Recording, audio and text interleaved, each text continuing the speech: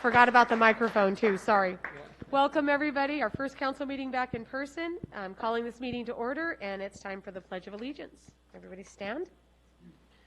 And I didn't ask anyone to lead. Carol, you want to lead? All right, so we pledge. I pledge allegiance to the flag of the United States of America and to the republic for which it stands, one nation, under God, indivisible, with liberty and justice for all. All right. And Pastor Quirk is here for an invocation.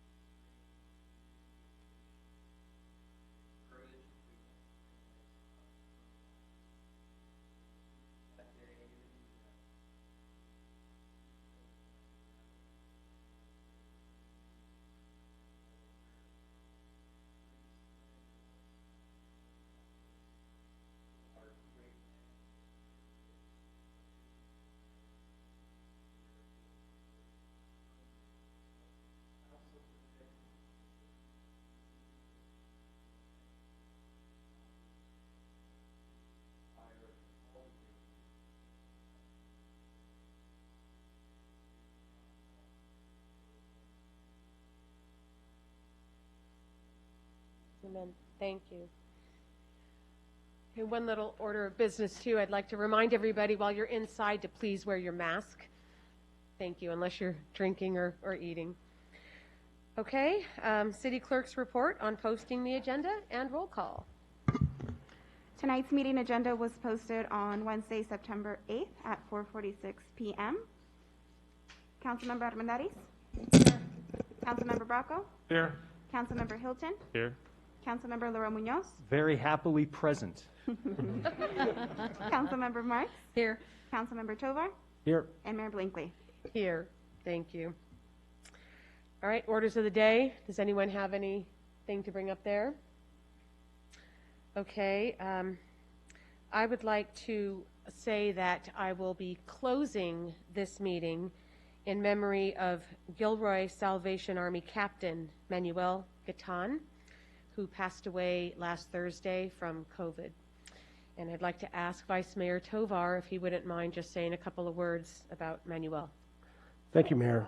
I wrote up a little thing about him. I had a chance to meet him and work with him, and I just wanted to read something. To the Gatan family, words can't begin to express the sadness we feel on this untimely death of your beloved husband, father, and friend. He will be missed by everyone that knew him. I hope the expressions of sympathy that you must be receiving from everyone provide some comfort to you. Hopefully, knowing how much he was loved will give you a measure of comfort. Captain Gatan's place can never be filled, and his loss will be with us forever. But his memory should be treasured and his life celebrated for the amazing man he was. Captain Gatan truly loved the community and the people of Gilroy. When he wasn't serving people, he was out in the trenches, in the encampments, meeting with local groups and partners, working to ensure that no person was left behind. His love for the Lord motivated his commitment to serving others.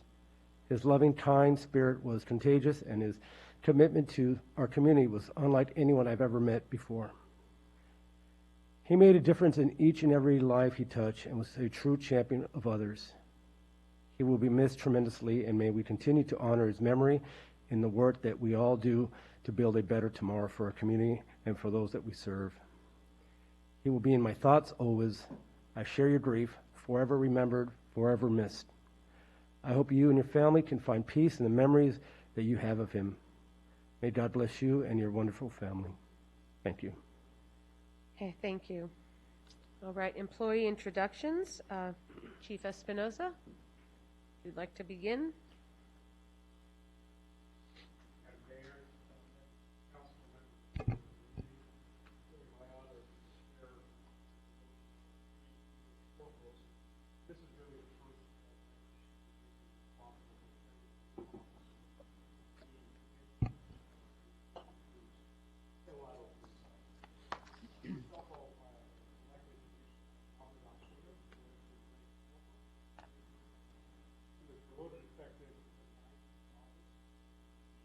retired as a community service officer in 2004 and as a sworn police officer in May 2006.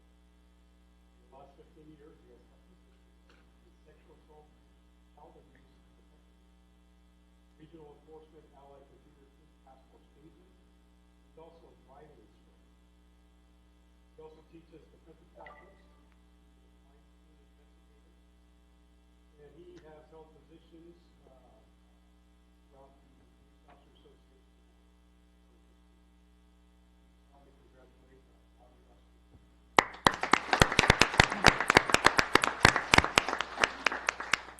I'd like to thank the mayor and the council and our community for the opportunity and the exciting to be able to serve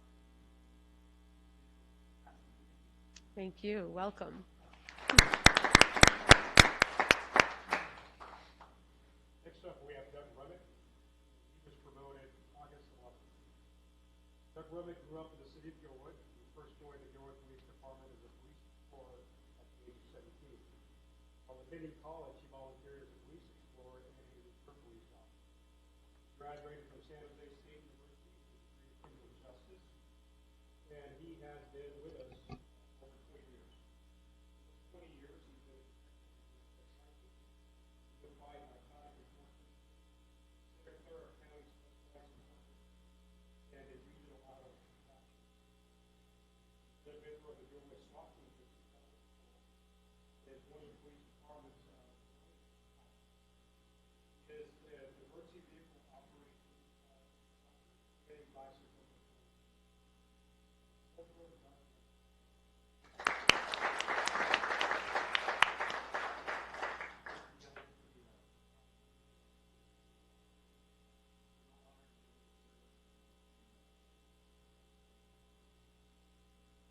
Thank you. Lastly, we have Corporal Daniel Panera was born in Wintermont. He was raised in Gilroy. He attended Gilroy High School and graduated in 2005. He started off his career as a Gilroy police explorer at the age of 16. Shortly after joining the military as a military police officer. 13 and a half years in the military, and after was hired as a police officer with the city of Portland. Fortunately, during the top layoff there, management layoff and picked him up, and that was a blessing in disguise for us. He was hired in October of 2010. During this time here, the police department was assigned as a patrol officer, investigator with the anti-crime team, defensive tactics instructor, master instructor, and he's also a coordinator for training. And lastly, he is a member of the Army. Excited about a new position.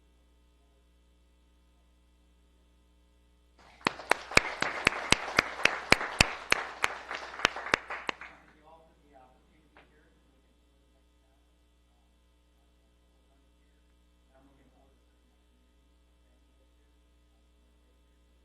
serving my community. Thank you.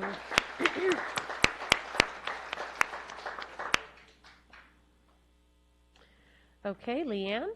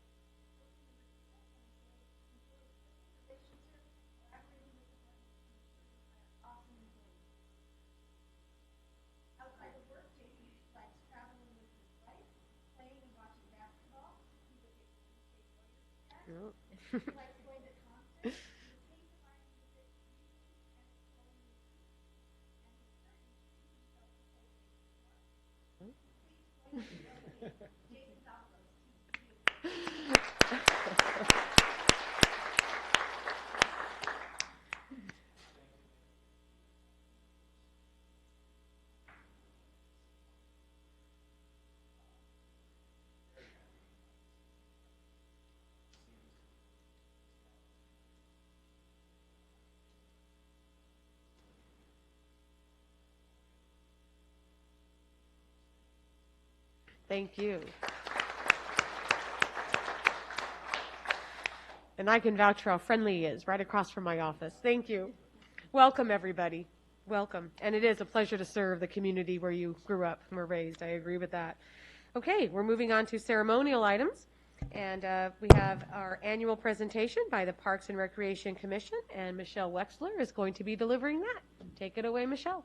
Great, thank you. Can you hear me okay? Yes. Okay, I'll keep the mask on then. So I'm Michelle Wexler, and for the past 2 years, I've chaired the Parks and Recreation Commission. And I just want to review the mission of the Parks and Recreation Commission.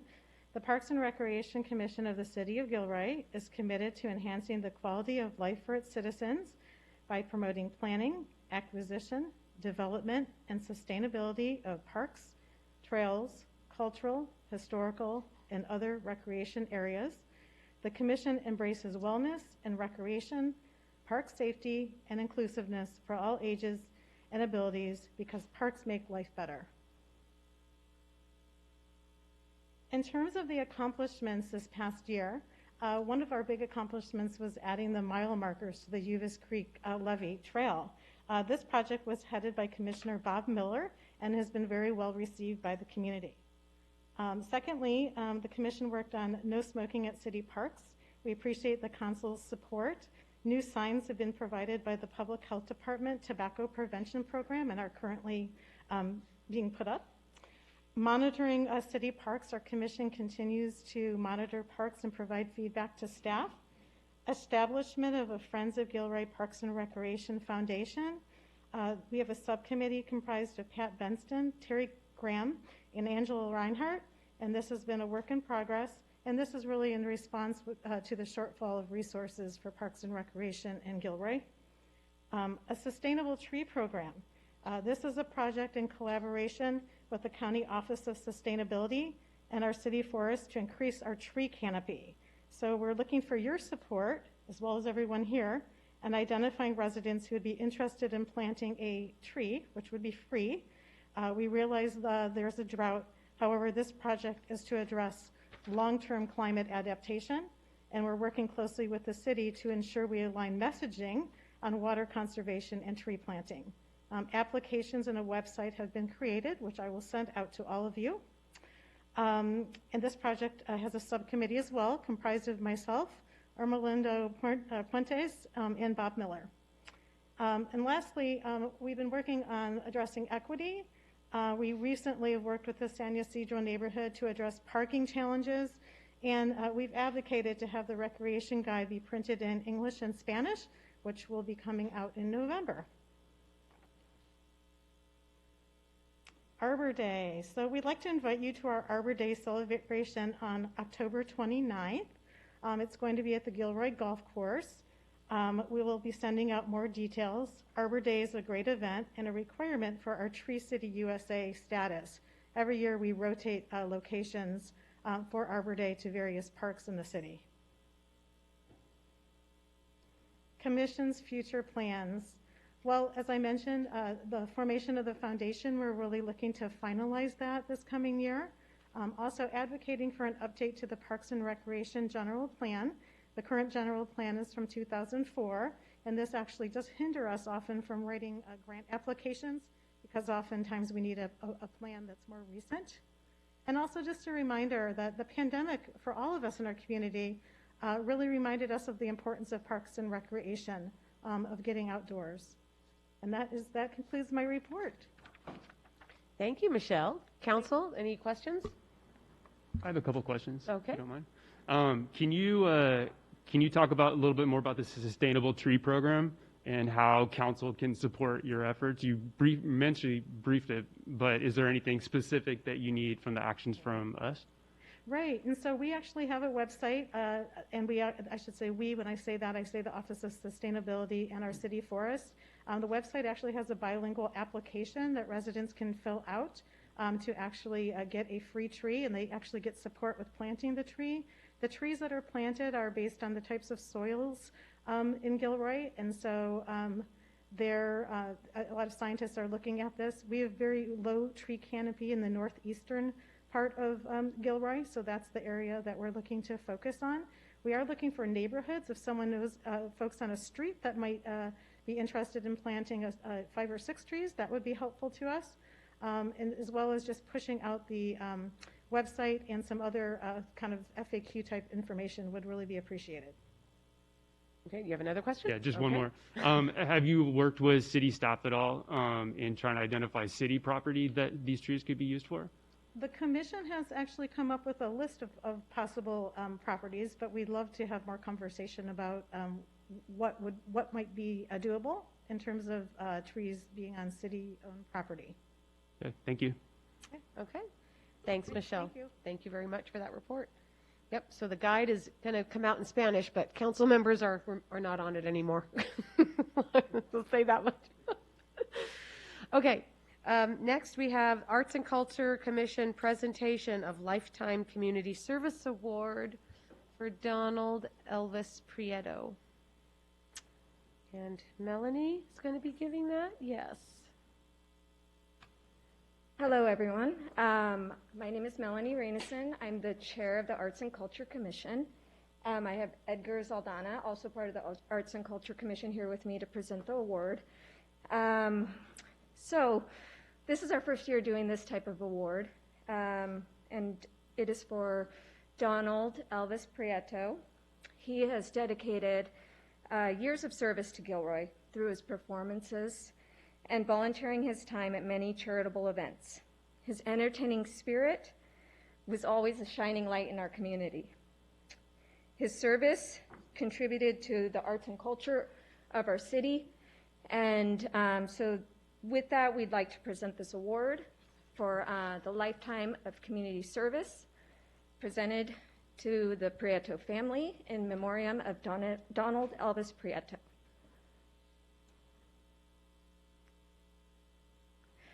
So also with this, we wanted to get a photo with the council. So if you'd like to stand, I know we're trying to keep kind of a distance as much as we can. So we're going to move into the center and just take a photo.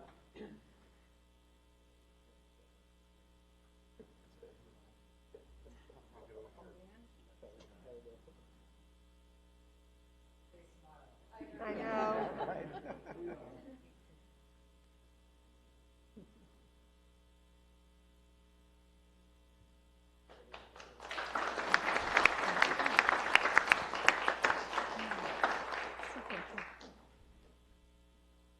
Thank you, Council, for letting us present this award today. Thank you. I'd also like to read the proclamation of the City of Gilroy that we presented on August 28th.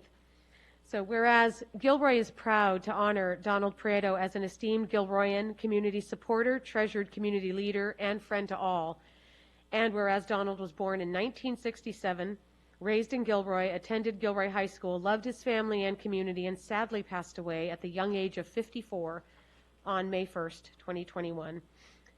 And whereas Donald frequently entertained the community as Elvis, the king of rock and roll, and shared his love for music with others through his many performances at community events. And whereas Donald was such a giving person who was always willing to step up to help others above self even when he was not feeling well. And whereas Donald was the heart of Victoria's restaurant, greeting patrons with a welcoming smile and a karaoke song. And whereas Donald's passing has left a hole in the hearts of many, his spirit, grace, love, and memories will live on forever. Now, therefore, I, Marie Blankley, Mayor of the City of Gilroy, and on behalf of the entire City Council and all of the citizens of Gilroy, join in honoring and remembering Donald Prieto. Thank you for supporting and loving the Gilroy community. You will never be forgotten.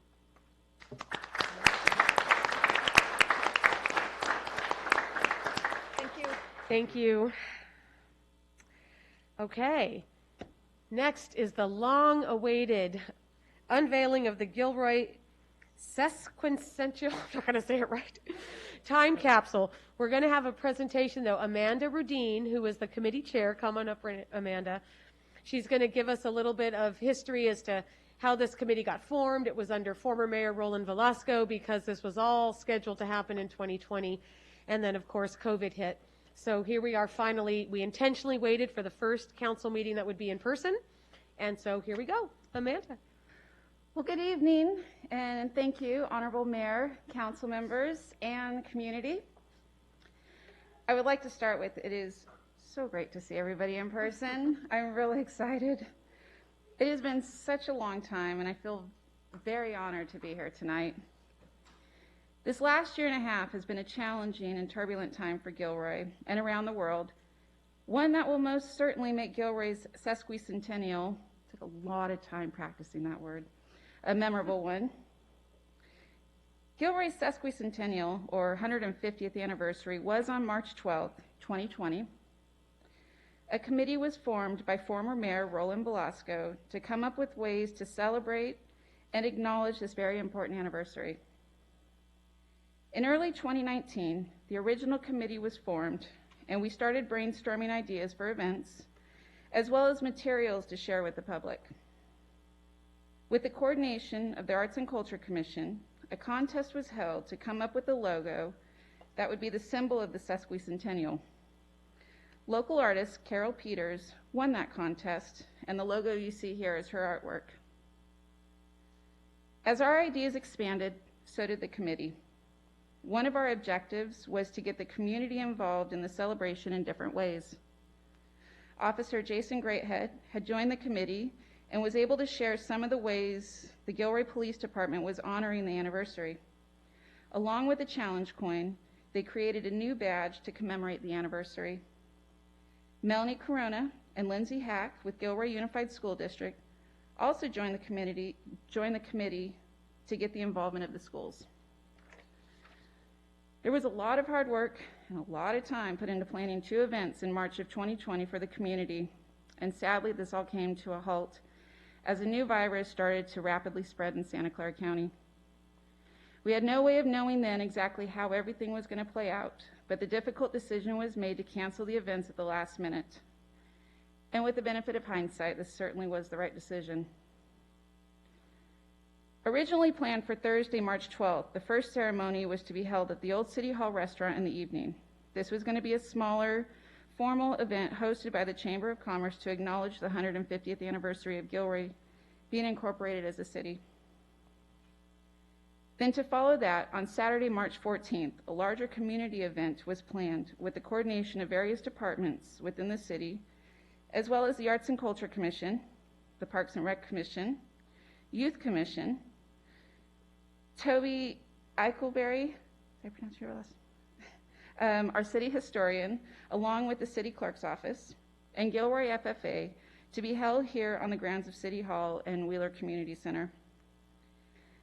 I would like to express my sincere gratitude to the Executive Committee for all of their help with the planning of this event, as well as the Public Works Department, who helped with the planning and coordinating where everyone was going, and where to direct traffic.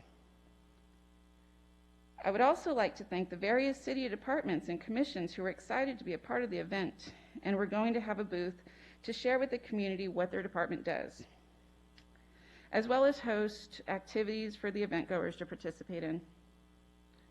I would also like to thank the owners of Old City Hall, as well as Victoria with the Chamber of Commerce for all the planning involved with the March 12th event. In addition, I would like to extend a special thank you to the Gilroy Police and Fire Departments who were excited to help with the event. Originally, we were planning a chili cook-off between police and fire. However, it started to get complicated with county requirements.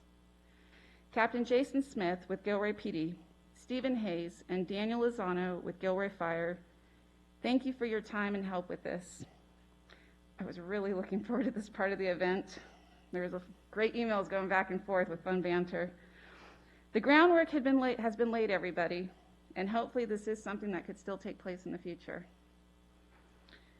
Despite the cancellation of these 2 events, as well as the impact from the virus, this did not stop the committee from wanting to gift the city of Gilroy and all Gilroyans, present and future, with something that will commemorate this historic anniversary.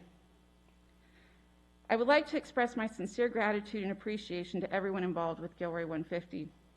To start, the original core members of the group are Rochelle Bedell, Communications and Engagement Manager with the City of Gilroy, Toby Eichelberry, the historian here with the City of Gilroy, Shauna Friels, the former City Clerk with the City of Gilroy, Jane Howard, the Director of Visit Gilroy, Nancy Maciel with the Gilroy Downtown Business Association, Connie Rogers, the President of the Gilroy Historical Society, Victoria Valencia with the Gilroy Chamber of Commerce, Roland Velasco, former Mayor of the City of Gilroy, and Robert Weaver, a resident of here at Gilroy, who has really gone above and beyond to keep the momentum of the group going.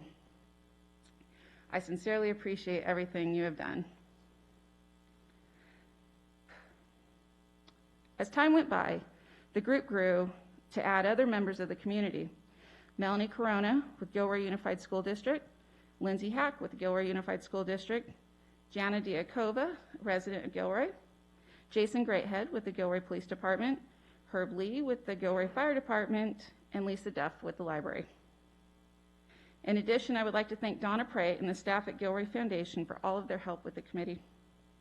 Tonight we are here to present the city and community with the first of two items we as a committee are gifting to the people of Gilroy. A time capsule to be opened in 2070. Throughout the year, items have been collected to be sealed away for the next 50 years for Gilroyans of 2070 to get a glimpse of what the city was like in its 150th year. I would like to thank Lewis Hack for making the time capsule, as well as Carol Peters for her beautiful artwork for the project. In addition, I would like to thank Linda Lemon with Custom Creations, who helped with the design of the plaque on top of the time capsule, as well as Walter Dunkel, who assembled the table and Lazy Susan so all four sides can be viewed and enjoyed. Bob Weaver took the lead on this project, and we would not have a time capsule if it was not for his vision and persistence. Bob, on behalf of the committee, thank you very much for your dedication to this project. This beautiful piece of art will be on display for the community to enjoy and for future Gilroyans to explore. Just hope I can make it back in 2070 for the opening. At least you'll be alive. Yeah. We're pushing 90, but you know. The second gift will be an El Camino Bill that will be installed downtown as a future date. And I would like to thank everyone who is involved with that project, starting with Council Member Dion Braca, who so graciously donated the bell to the group, as well as Bill Headley, the City Park Supervisor, and Daryl Jordan, the Director of Public Works here with the City of Gilroy, who are working on the installation. In addition, I would like to thank Julio Aranda with Central Coast Powder Coating, who powder coated the pole, as well as Gil Hernandez with South Bay Bronze, who forged the plaque that will go along with the bell. Without further ado, I would like to divert your attention over to the time capsule, where Bob Weaver and Carol Peters will unveil it. I don't have sound effects, but pretend there's a drum roll. Okay. Yeah.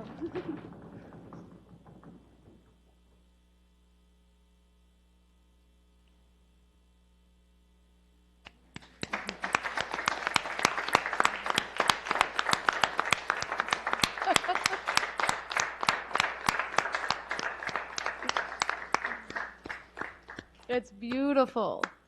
Good job. Carol painted all of that. I was going to say, if council has any questions regarding the artwork, Carol Peters can go into more detail, and Bob also created these for you guys. All right. Thank you, Amanda. On a personal note, I want to thank everybody for the last 4 years of my involvement with Gilroy, and you guys are very special to me. I've learned so much from all of you, and I really, really, truly appreciate you. Thank you. Thank you.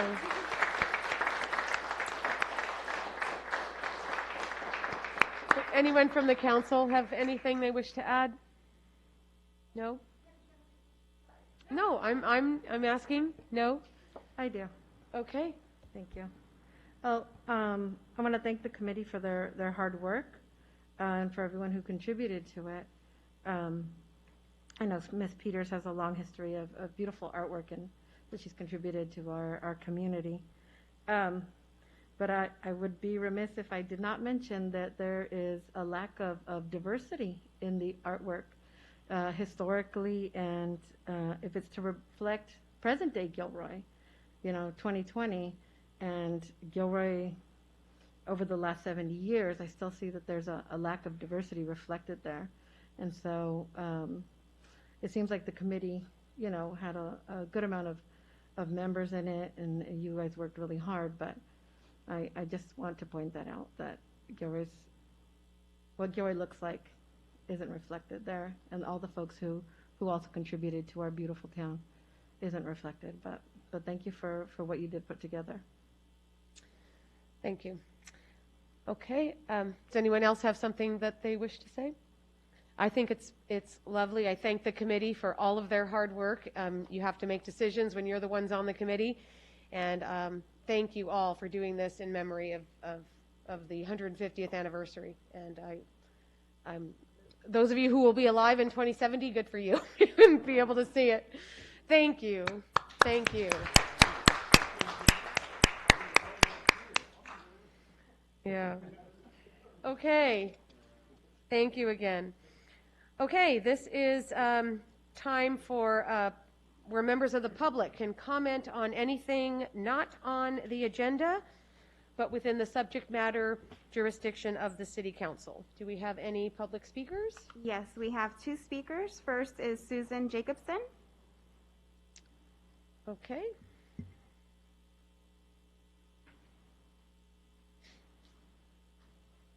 I'm going to really date myself, but does anybody remember Gandhi Holson? Oh, I do, yes. Always came in short, so excuse Yes. me my casualness. I received an email from the Gilroy City Council that has me very concerned. I thought Gilroy City Council was nonpartisan, and as an elected city council person, you are to have your best interest of all Gilroyans. Is the Gilroy City Council now taking political positions, making endorsements on who Gilroy residents should vote for or maybe not vote for? In my 58 years of living in Gilroy, I've never experienced the Gilroy City Council sending an email such as the one I received. I find it as abuse and misuse of a public elected office. I'm really offended by it. It's not any different to me than if a Gilroy fireman or Gilroy policeman went to another community, was drunk and obnoxious, and then when they went to arrest him said, oh no, you can't do that. I'm a Gilroy policeman, I'm a Gilroy fireman. You're not excused for this kind of behavior. I think you all know what I'm talking about. It says Gilroy City Council, not Gilroy City Council man or person. It looks to the Joe public that you all endorsed it. Thank you. Thank you. Next speaker. We have David McManus.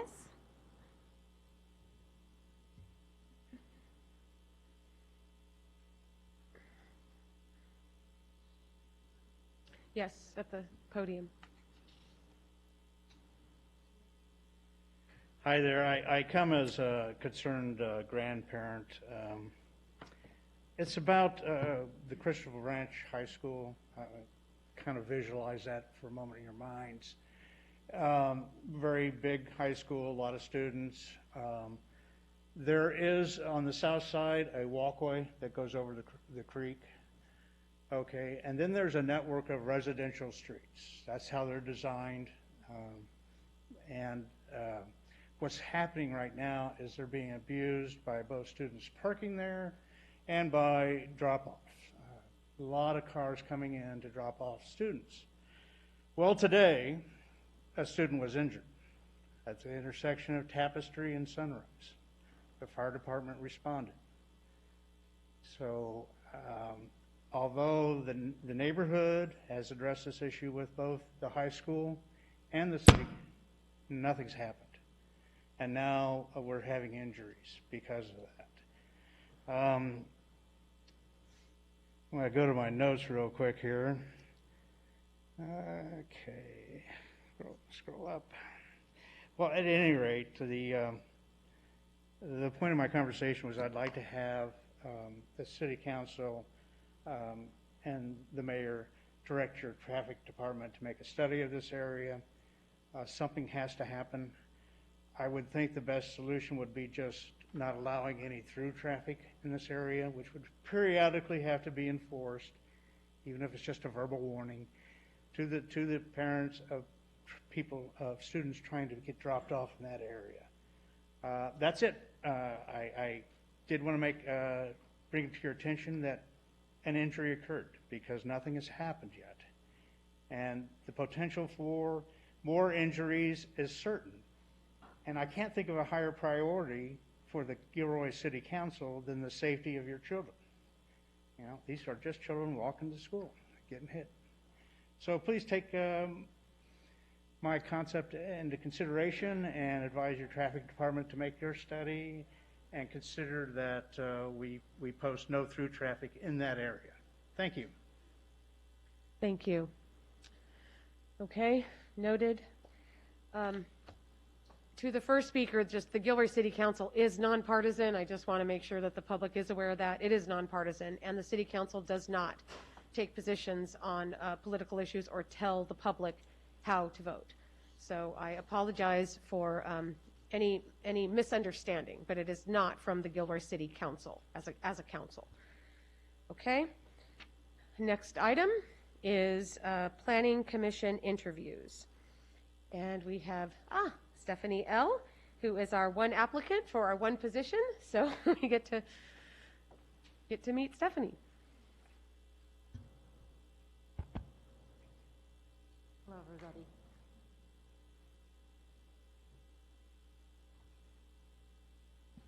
Is that good? Yes. Hello, Welcome. Mayor, Mayor Pro Tempe, City Attorney, City Administrator, and City Council members. Thank you for being here. Welcome. Thanks for applying. Yeah, thank you for applying for this. This is our, it's really, we have issues here with commissions lately. So Well, you appreciate can't get accepted if you don't apply. That's right. That's right. So we'll just start with maybe letting you just take a minute or so if you'd like to just introduce yourself. We all have your application, so we've all read it, but maybe the public would be interested to just hear briefly who you are, why you're applying, why you think you'll be good at this position, and then we'll see if any council members have questions. Great, thank you. All right, thank you. So my husband and I recently bought our first home here in Gilroy, and we selected Gilroy because we love the rural community, and we also know that, Gilroy is growing. It's a changing community, it's a changing city. So we also knew that this is going to be the place where we retire because of our age now and, 30-year fixed in, mortgages. And we wanted to really invest in our community and have everybody know that, we want to be part of this community and we want to be part of that change. So when the opportunity came up to apply for this position, I had already been interested in the growth of the community. I've been to some of the virtual council meetings, watched some of them online, and I thought, the best way to learn about it, because it's a little confusing sometimes, is to get involved.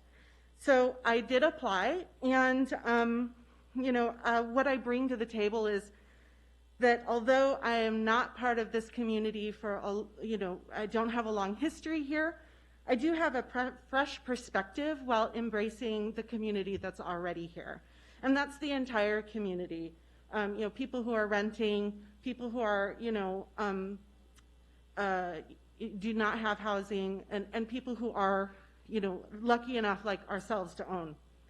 I'm an engineer and I'm an artist, and those two things kind of sound like different ends of the spectrum, but I'm self-taught in both of those. And they're very similar skills required. On the engineering side, we like to see structure. We find structure where there is none. And we design solutions for our customers and with our products that you're under very tight constraints, right? And you have to understand trade-offs and listen to all parties that are involved when you're designing these and understand your goal. Same with the artists, creativity. So when people think creativity just happens, it usually doesn't. Sometimes you have that epiphany. But you have to have preparation. And you have to have an exploration of ideas. Like you have to incubate those thoughts. Same when you're developing software or developing a solution for a customer or building out a network. And then you have to kind of have an understanding of what you want to accomplish. And that's that sort of illumination part where you really have a deep engagement in what the solution should be, listening to all sides and bringing that in together. And then finally, you have that execution of the vision, right? And, verifying and implementing. And the verification is really important. And it's funny because a lot of engineers don't talk about this, but not only do you have to bring a product to market, a solution to a customer, or build out a network, you have to verify that it's working. So it's not just enough to do something. You have to see, does it have the impact that you had imposed upon, that you had expected? Is that being imposed? And if not, then you have to change your behavior or change the way you do things to make it better. So, I'm hoping that, like I said, my father always, this is all sort of new to me, but my father always told me, you want to work for somebody who wants to hire the best candidate, not necessarily the most qualified candidate. So I applied, and here I am. Thank you. Yes, thank you very much. Engineers. I love them. Okay, anybody from the council with a question? Peter? So first off, thank you for applying and getting involved right away. That's always great to see. What is your vision for a successful city? What does a successful Gilroy look like to you? Well, I think for me, it's a little early to say because I want to hear what other people who have been here, what their vision is first, as well as the needs of the community, because I don't really feel like I would hope that I'm not coming in with sort of a pre-established expectation of what it should look like or what it should be. I fell in love with Gilroy, and that's why I'm here. I knew, so I'm sure there's a lot of things that, I'm not going to love. I haven't found anything really yet. But I think right now it's just more of that exploration of ideas stage and understanding the folks and the factions involved and their needs before I could really answer that, just being honest. All right. Thank you, Councilmember Tovar. Thank you. First of all, thank you for your applying. My colleague brought up a really good question in regards, and welcome to Gilroy. As you know, we're a very diverse community, and we represent the entire community. So how will you ensure that every part of Gilroy is represented when you're sort of out there and sort of making your decisions? What's your plan in the future to make sure that everybody's represented equally? Well, first off, I would see exactly how we're engaging with the community already. Is it effective? And how could we build upon that? As someone who's married to someone of Cuban descent, and myself, I'm Greek and Norwegian, I think heritage, I think that it's important to make sure that we're engaging in different ways, especially now with COVID. I really appreciate the beauty of the box that was there, but I did notice what you had mentioned. And so there was something that was lacking there in the engagement with our community. Okay. Everybody good? Okay, Stephanie, thank you. Thank you. You'll be hearing from us shortly. Okay, great, thank you. Yeah, I don't know what happens next. It's going to be a big competition. Thank you. All right. Reports of council members. So down the line, and we're actually here in this order now. Councilmember Bracco. That's in a report. Okay. Councilmember Armendariz. Sure, so I should turn the mic on. I attended the Silicon Valley Clean Energy Authority board meeting. A couple of times since our last meeting, we discussed the compensation for the CEO, how to keep his salary competitive compared to other organizations of our same size and span, discussed the budget, and wildfires, a number of really important issues that impact the people of our region. So let's see. That was it for that one. And Historic Heritage Committee is meeting this Wednesday. All right, thank you. Councilmember Marks. Yes, I would just like to report out that Gilroy Gardens is very stable, doing very well, and we're looking forward to 2 events coming up. Their Halloween event, which will start in October, and then holiday lights that will start after Thanksgiving and go up to January 1st. The Downtown Business Association just had a Porch Fest on Saturday, and they are going to be doing Vines and Hops on October 16th. All right, that's it. Thank you. Councilmember Hilton. Thank you, Mayor Blinkley. Visit Gilroy, California Welcome Center. The City of Gilroy Lodging Report for quarter ending June 2021 revealed the following. Transit occupancy tax collected was $338,000, which is a 25% decrease from the same quarter ending in June 2019. The occupancy rate was 56%, which is a 21% decline in the same quarter ending June 2019. The average daily rate was $93, which is a $17 decline from 2019. I'm using these numbers just as a comparison to what we were pre-pandemic. Walk-in activity at the California Welcome Center was brisk for the month of August, increase of 1,100 visitors over prior years. Visitors were welcomed from 11 countries, 20 states, in addition to the statewide visitation. Retail sales for the month increased $2,500 over the prior year. And just on a side note too, my family and I were out there shopping and eating at the outlets on Sunday, and it was nice to see it was so busy. Visit Gilroy is welcoming 3 different digital influencers from the Bay Area and Sacramento to our destination over the next 3 months. These influencers have over 40,000 Instagram followers and will be writing Instagram posts about various experiences when visiting our destination. For the South County United for Health, it was announced that county was awarded a $1.5 million 5-year CDC climate adaptation grant that will be focused here in South County. The focus will be increasing on the county capacity to implement climate resilience programming. And also there, Gilroy is back on the radar with the County of Public Health Tobacco-Free Communities program with the recent passing of our smoke-free parks.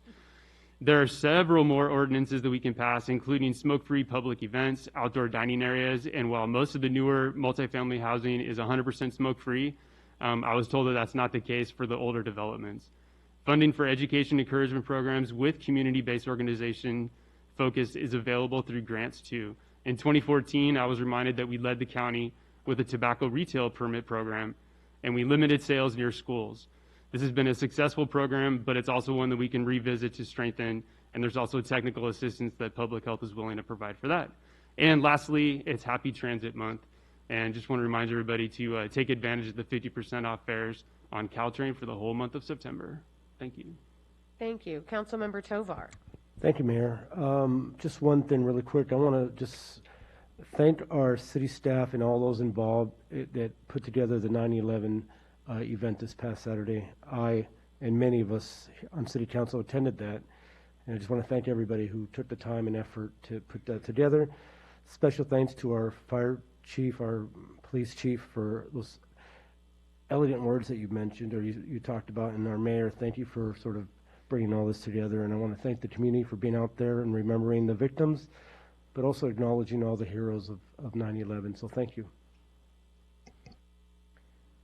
All right, Councilmember LaRomanos. Thank you, Mayor. My one announcement is that the Mobility Partnership met last Wednesday. The mayor and I serve on that. That is the joint body that includes representatives from Santa Clara County as well as San Benito County to address matters of transportation concern that we have together, specifically around Highway 156, 152, and the 101-25 interchange. There were 2 updates in particular I just wanted to share with the public. One, in December, we will have our next mobility partnership meeting, and we will be discussing high-speed rail. We'll be getting a briefing on that.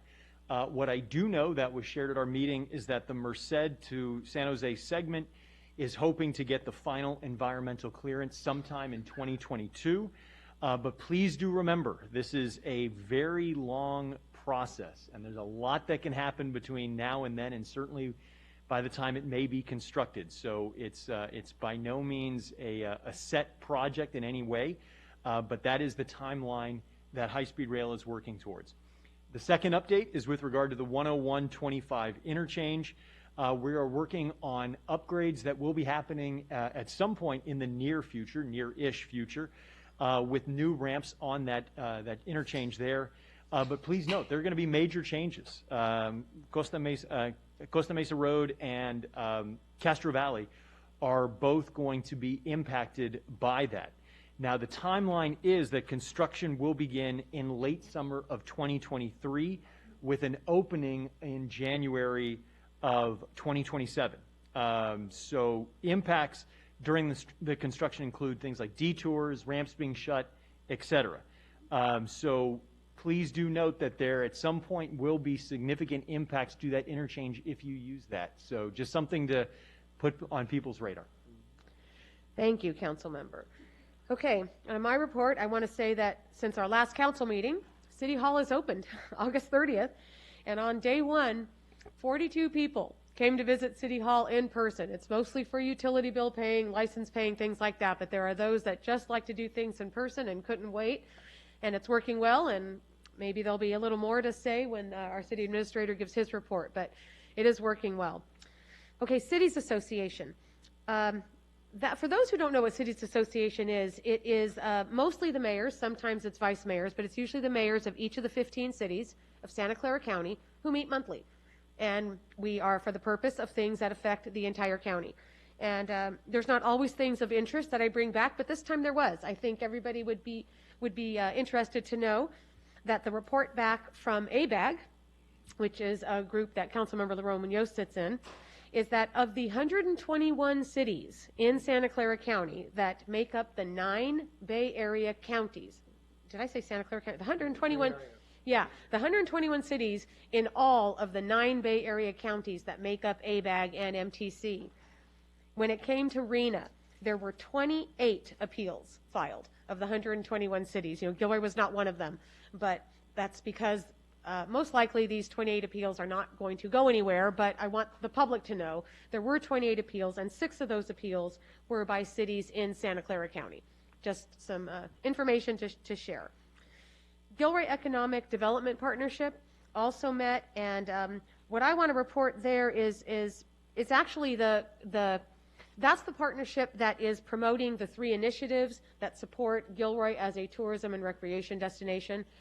And what is coming up shortly is a community meeting on September 27th regarding the Sharks and the ice rinks that we may have at our sports park. So please do put on your calendars this community meeting. This is the first attempt at getting the public's opinion, involvement on, particularly on the recreation side that would be there in addition to the ice rinks. Information that we'd like to get from the public. So please participate in these things because your opinions matter and they need to be timely, right? We need to hear them before we move forward. VTA PAC, that's the Policy Advisory Committee, met last Thursday. And what I want to point out there is what was presented to the PAC committee was the US 101 Mobility Action Plan. And that is presumably a study of traffic congestion on 101 and commuter behavior on 101, and it's the study that then is the basis for all the decisions that come after, you know, in terms of funding, in terms of what you do at different interchanges, when you add a lane, all the things you do for traffic congestion. Gilroy and Morgan Hill were completely excluded from that report, and it wasn't even disclosed until I asked, where is it? So that's not going to be moving on to the VTA board. But it is something that the public should realize why it's so important for us to be there at the table, to see these things when they're happening. So it was a study, a very good study, but it only went as far as South San Jose. And there was a separate study done for South County, which was done in 2008. So that's where we are with the traffic management. Okay, so calling that out and pointing out that we have a study session tomorrow night to discuss exactly that, transit and the transit center in Gilroy, because congestion management is all part of that. Okay, that concludes my report. Future council-initiated items. Does anybody have anything they'd like to raise here? Okay, I have one thing, because I just want to point out that back in March and again tonight, we had to address, open seats on the Planning Commission. In August, we had to address the same for a seat on Arts and Culture, a seat on Housing and Revitalization, a seat on Library Commission, and a seat on the Physically Challenged Board of Appeals. And then on tonight's consent, we're opening a recruitment for another Housing and Revitalization Committee seat and one on Open Government Commission. These are all from resignations. These are not the normal things that we should be having to do all the time. So what I would like to suggest to council is that we request that staff, that we give staff the opportunity to bring back to us what they think would be a more effective structure for our commissions. We tried this with the prior council. It resulted in 2 of the 15 commissions being consolidated. I think we can do maybe a little better than that. And I think we need to hear from staff. They're the ones that work with it all and know exactly what's not working. So that is my request. I need to see that there is a majority of the council that would support that. So I see 1, 2, I am 3, 4, 5. Okay, it looks like 5. All right. So we'll get that report back. Thank you. All right, consent calendar. Anything somebody wants to pull off of that? It's not much on there, but. Nothing to pull off, but I'd Okay. make a motion Very to good. approve. Okay, motion and a second to approve the consent calendar. Roll call vote.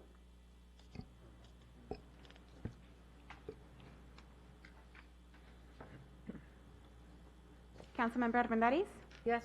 Councilmember Bracco? Yes. Councilmember Hilton? Aye. Councilmember Laura Munoz? Yes. Councilmember Marks? Yes. Councilmember Tovar? Yes. And Mayor Blinkley. Yes. All right, that passed unanimously. Okay, item 7A, bids and proposals. Award of a contract to Rosenbauer America in the amount not to exceed $684,899.18 for a Type 1 fire engine and adoption of a resolution of the City Council of the City of Gilroy to enter into a lease purchase agreement with Leasing 2, Inc. to finance the Type 1 fire engine purchase for 7 years at the interest rate of 2.03% for a financing cost not to exceed $56,857.36. Leanne will be giving the staff report. Good evening, Mayor, members of the council, and Gilroy community. I'll be giving the staff report this evening, and Fire Chief Jim Wyatt is also here to answer any questions that may come up during our discussion. So staff is recommending award of bid and the lease to own purchase of one additional Type 1 Rosenbauer fire engine to serve the Gilroy Fire Department and the community now and into the future. As council will recall, approval was provided back in February of 2021 for a Type 1 Rosenbauer fire engine, making this particular staff report a request for a second purchase of a fire engine. This is a replacement that was planned for in our current biennial budget, and this new engine will replace a frontline engine that has aged out, and that means more than 15 years of frontline service. And the engine is currently requiring considerable maintenance to keep in service, and so that is why we're bringing this request to you at this time. As council will recall from the prior staff report in February, staff previously completed a full bid process to get the information before making a recommendation to purchase the Rosenbauer Type 1 engine. And we considered options for purchasing a second Type 1 engine, and we put this in the hands of our fire department apparatus committee. These are the end users. These are the employees that drive these engines, use these engines every day, rely on them day in and day out to get their job done. So we look to Division Chief Chris Weber, Fire Captain Bernhard Silligy, Firefighter Brendan McDonough, and Firefighter Miguel Rodriguez to evaluate options and to let us know, should we come back to council and request another Type 1 Rosenbauer, or should we start this whole process over and get all new bids and just kind of do the whole process again. And the committee, looking at this, made a recommendation to move forward with another second Rosenbauer Type 1 for the following reasons. The specifications of the Rosenbauer engine meet the needs of the department.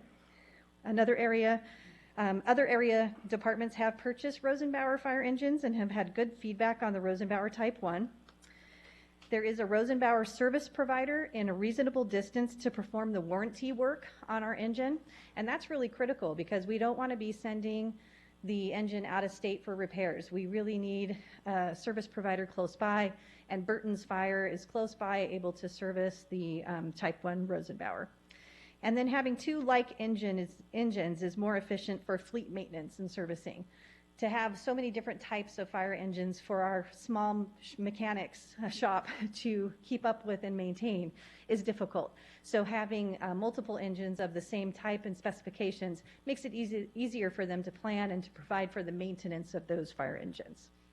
We also checked in with our labor group, IAFF Local 2805, because there was a concern raised the last time we did this process in February that we didn't reach far and wide enough to get the best equipment for the Gilroy Fire Department. Stephen Hayes, the Local 2805 president, also checked in with his team that are on the apparatus committee, and the recommendation back is to move forward with a second Type 1 Rosenbauer purchase.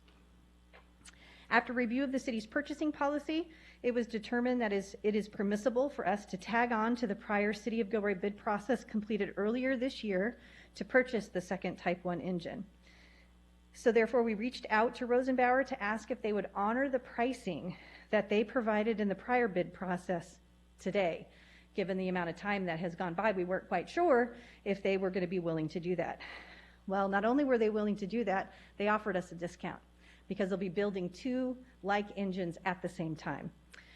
So that made it much more attractive from a financial perspective to move forward with this Rosenbauer Type 1. If we go out to bid again, the prices are just going to be higher than what we're seeing now. The discounted bid from Rosenbauer for the second Type 1 engine is $628,899.18 with sales tax of $56,223.18 for the total discounted cost for the second Type 1 Rosenbauer at $684,899.18, which is down from the prior cost of $699,501.91. So without even considering the cost of what new bids might look like, we've just saved $14,000.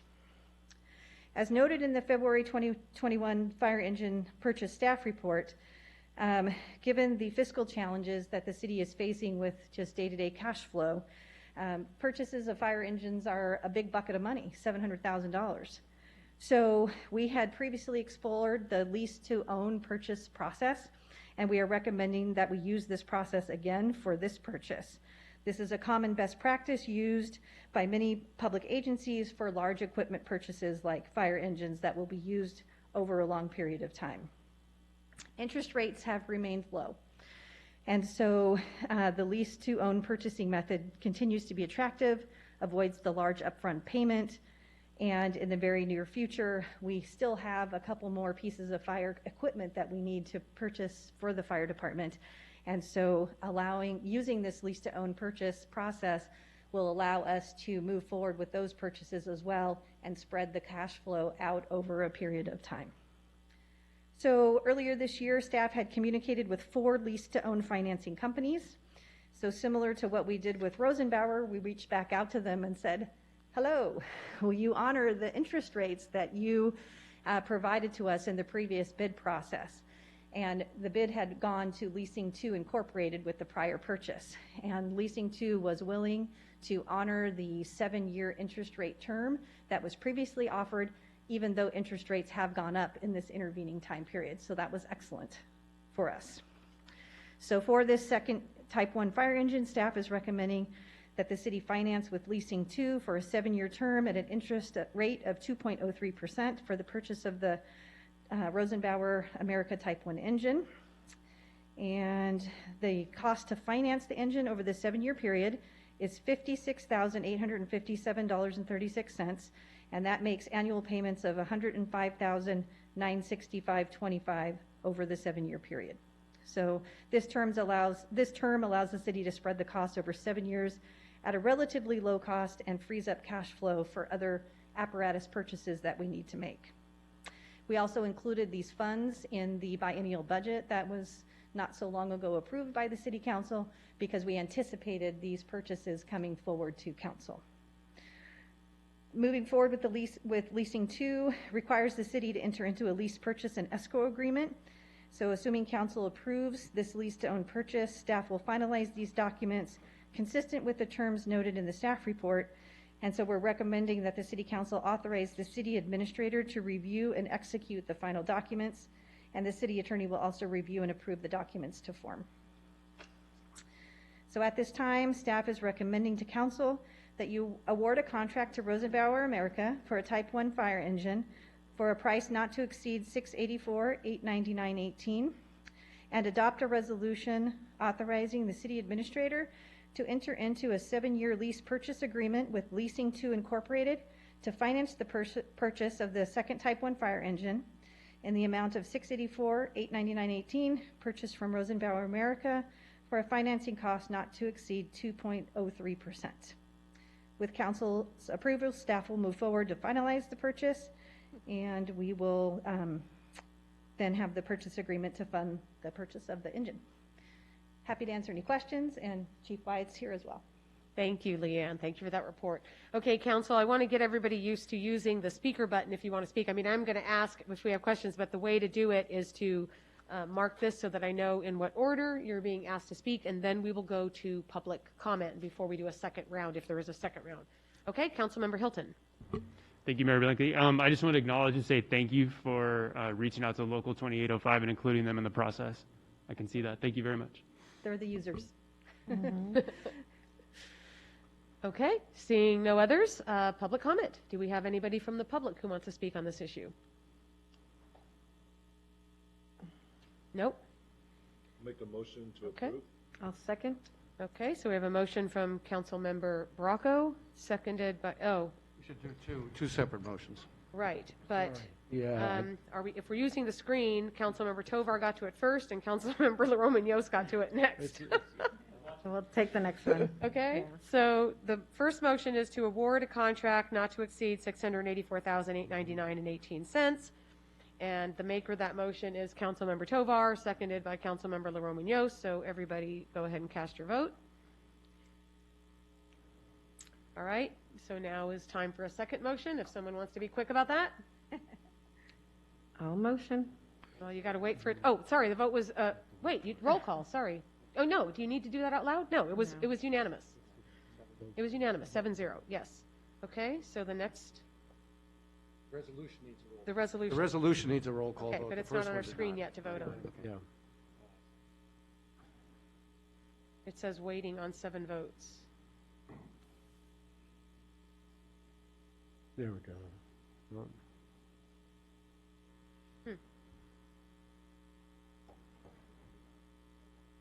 No. It still says the vote has started, vote in progress, but it's not on our screen to vote. Mm-hmm.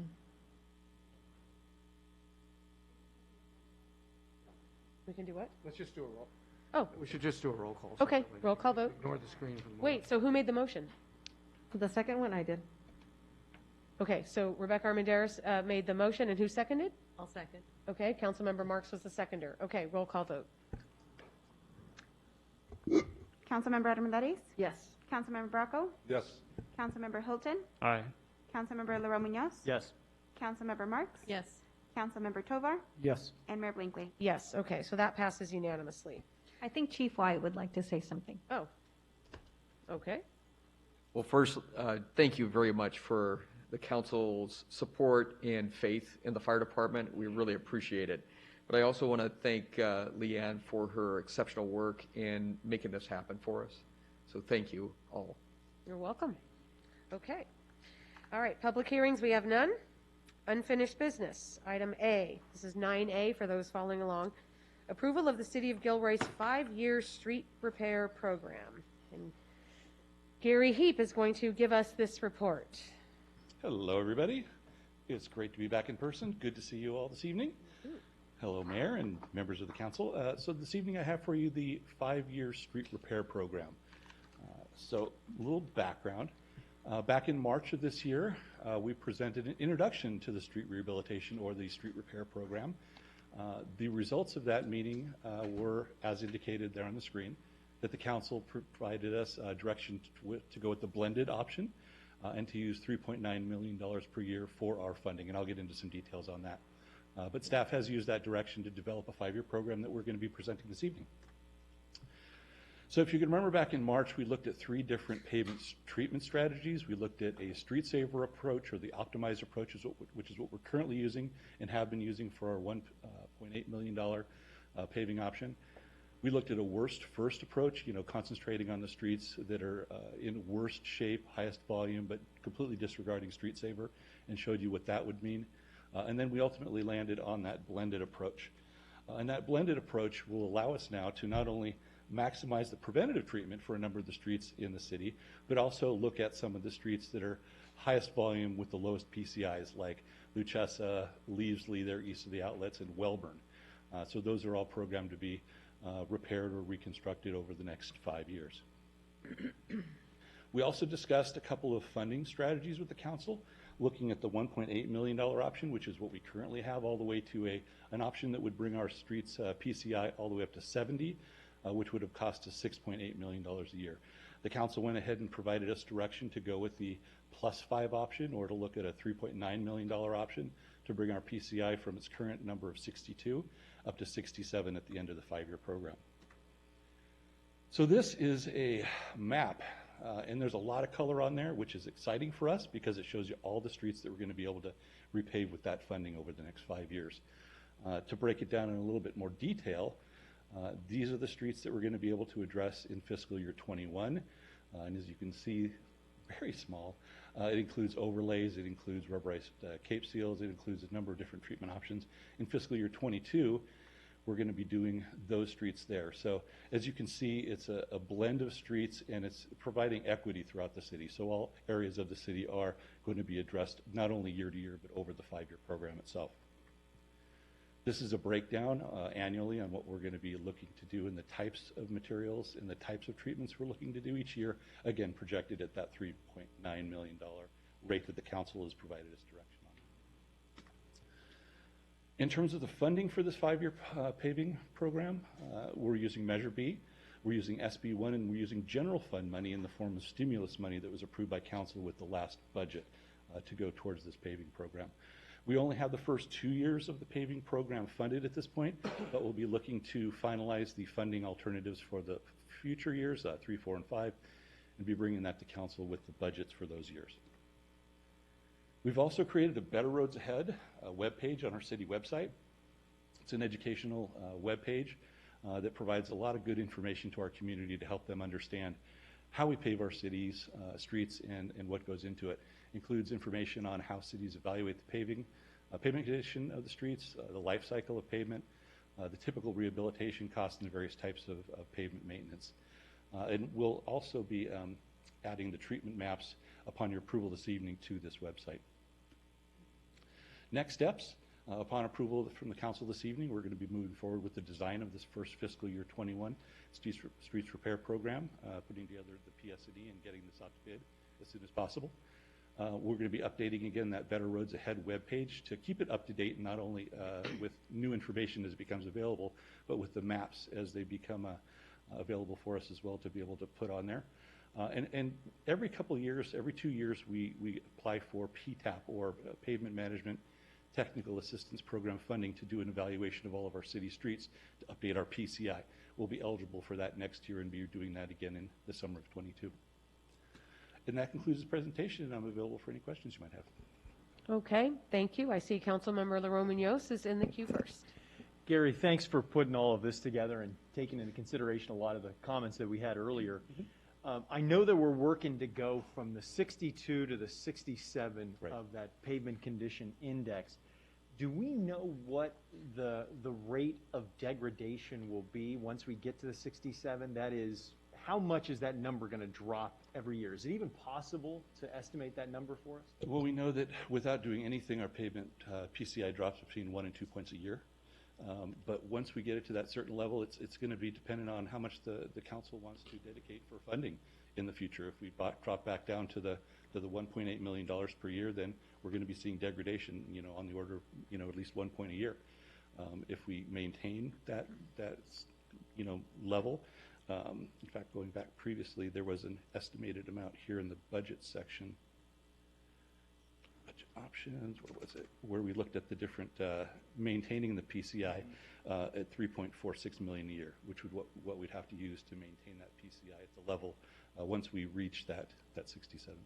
Yeah, and I think the thing is we've seen after hearing all the reports over the years is that it's really exponential. That once you don't just expect it to be kind of a linear decline, but once it goes, it really starts It gets off that cliff and just drops really quickly. And I think for the public, the 70 is the magic number that you really want to hit for your PCI, because once you do that, that allows you more flexibility in how you use a lot of the funding, especially with the Measure B funds from 2016. Absolutely.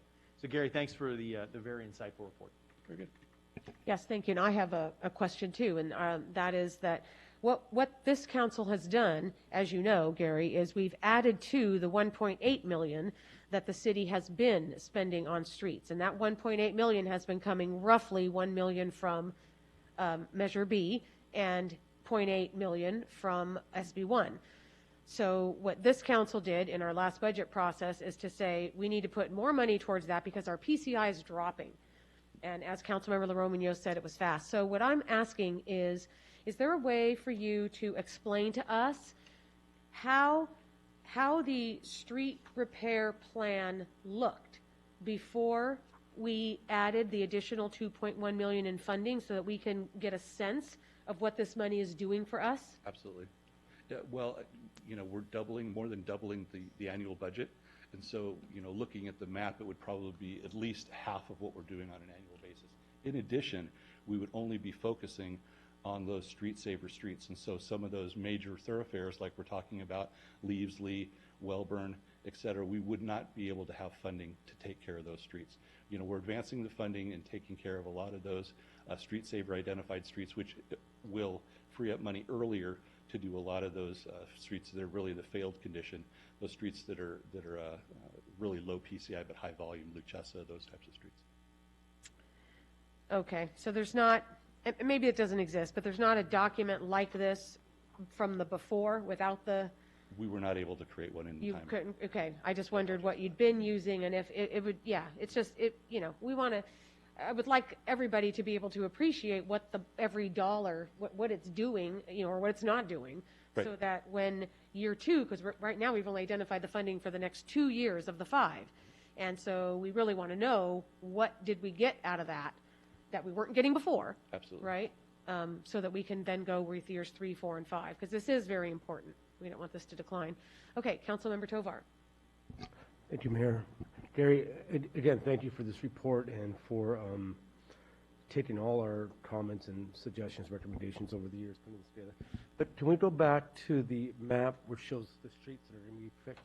For the 5-year? Yeah. Did I pass it already? Thank you. Yeah. That's the one. There we go. I don't know if you can enlarge that. So I'm particularly interested in the streets by South Valley Middle School. This is a PDF. It's going to be really hard to zoom in on something like this. Okay. The one that's under renovation? Yeah. Yeah. Well, that's my question, because again, I know that area has been a concern not only to me but others as well. And given it's under renovation, are those streets the city's responsibility, or will the construction folks who are working on that school, will they fix those roads? So you're talking about Murray directly adjacent Yeah. to. So Murray, we just had a meeting about this today. The school will be responsible for doing a full graded overlay of that street at the end, and then they'll be restriping it as well to accommodate the future traffic that's going to be going in and out of that school. Good, and I'm glad I brought that question up, because obviously, it's an area that's, when you say worst to, Right. worst to first or whatever the slogan was, that's one of the streets there that really needs a lot of repair. But I want the public to know that street will be completely redone by the construction that's been done there. Absolutely. So what you don't see here is on this here, because this is funded strictly out of our paving program, or any projects or any pavement that's being required from developers or various entities that are doing trench work in the city, where they're then required to follow up with the restoration afterwards. That information is not on here. Thank you so much. All right. I thought I saw another name up there, but I don't anymore. Did you have no question? Oh, okay. Yeah, No, if it I'll was go. answered, that's fine. He followed up with the question, and I had with the trenching.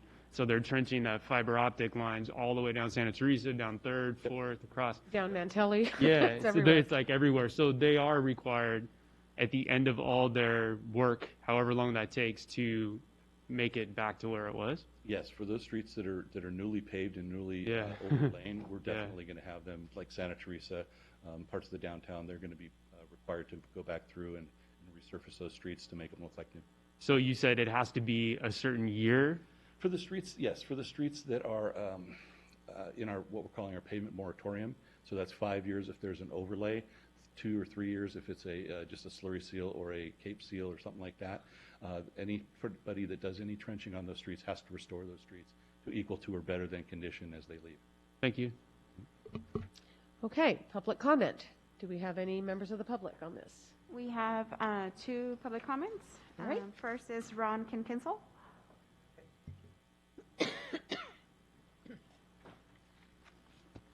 Good evening, Council. I'm Ron Kirkish. I'm a resident of Gilroy. Councilman Peter asked the question, is there a way to predict?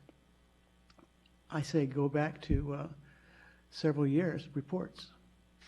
You know, go back to when Mayor Gage was the mayor and when we had several different people on the planning, working for planning. And their reports came out every 2 years, you know that. And their reports gave us curves. And they gave us curves from when it was like 72 or above. And they said, if we don't spend money, we're going to get to here. And if we don't spend money again at the next report, we're going to get to here. And we saw a continuous degradation of our PCI. So yes, our planning people are very, very good, and they do predict. They can look into the future, and they do. So I would hope that the members of council, and I know you do, would take what they predict seriously, and also transfer that to the members of the community, that this is what's going to happen. Thank you. Thank you.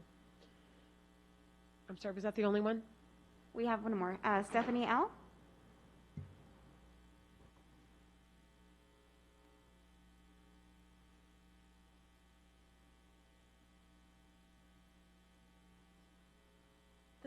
Hi, this is Stephanie. This is more of a clarification because I can't get my internet to work.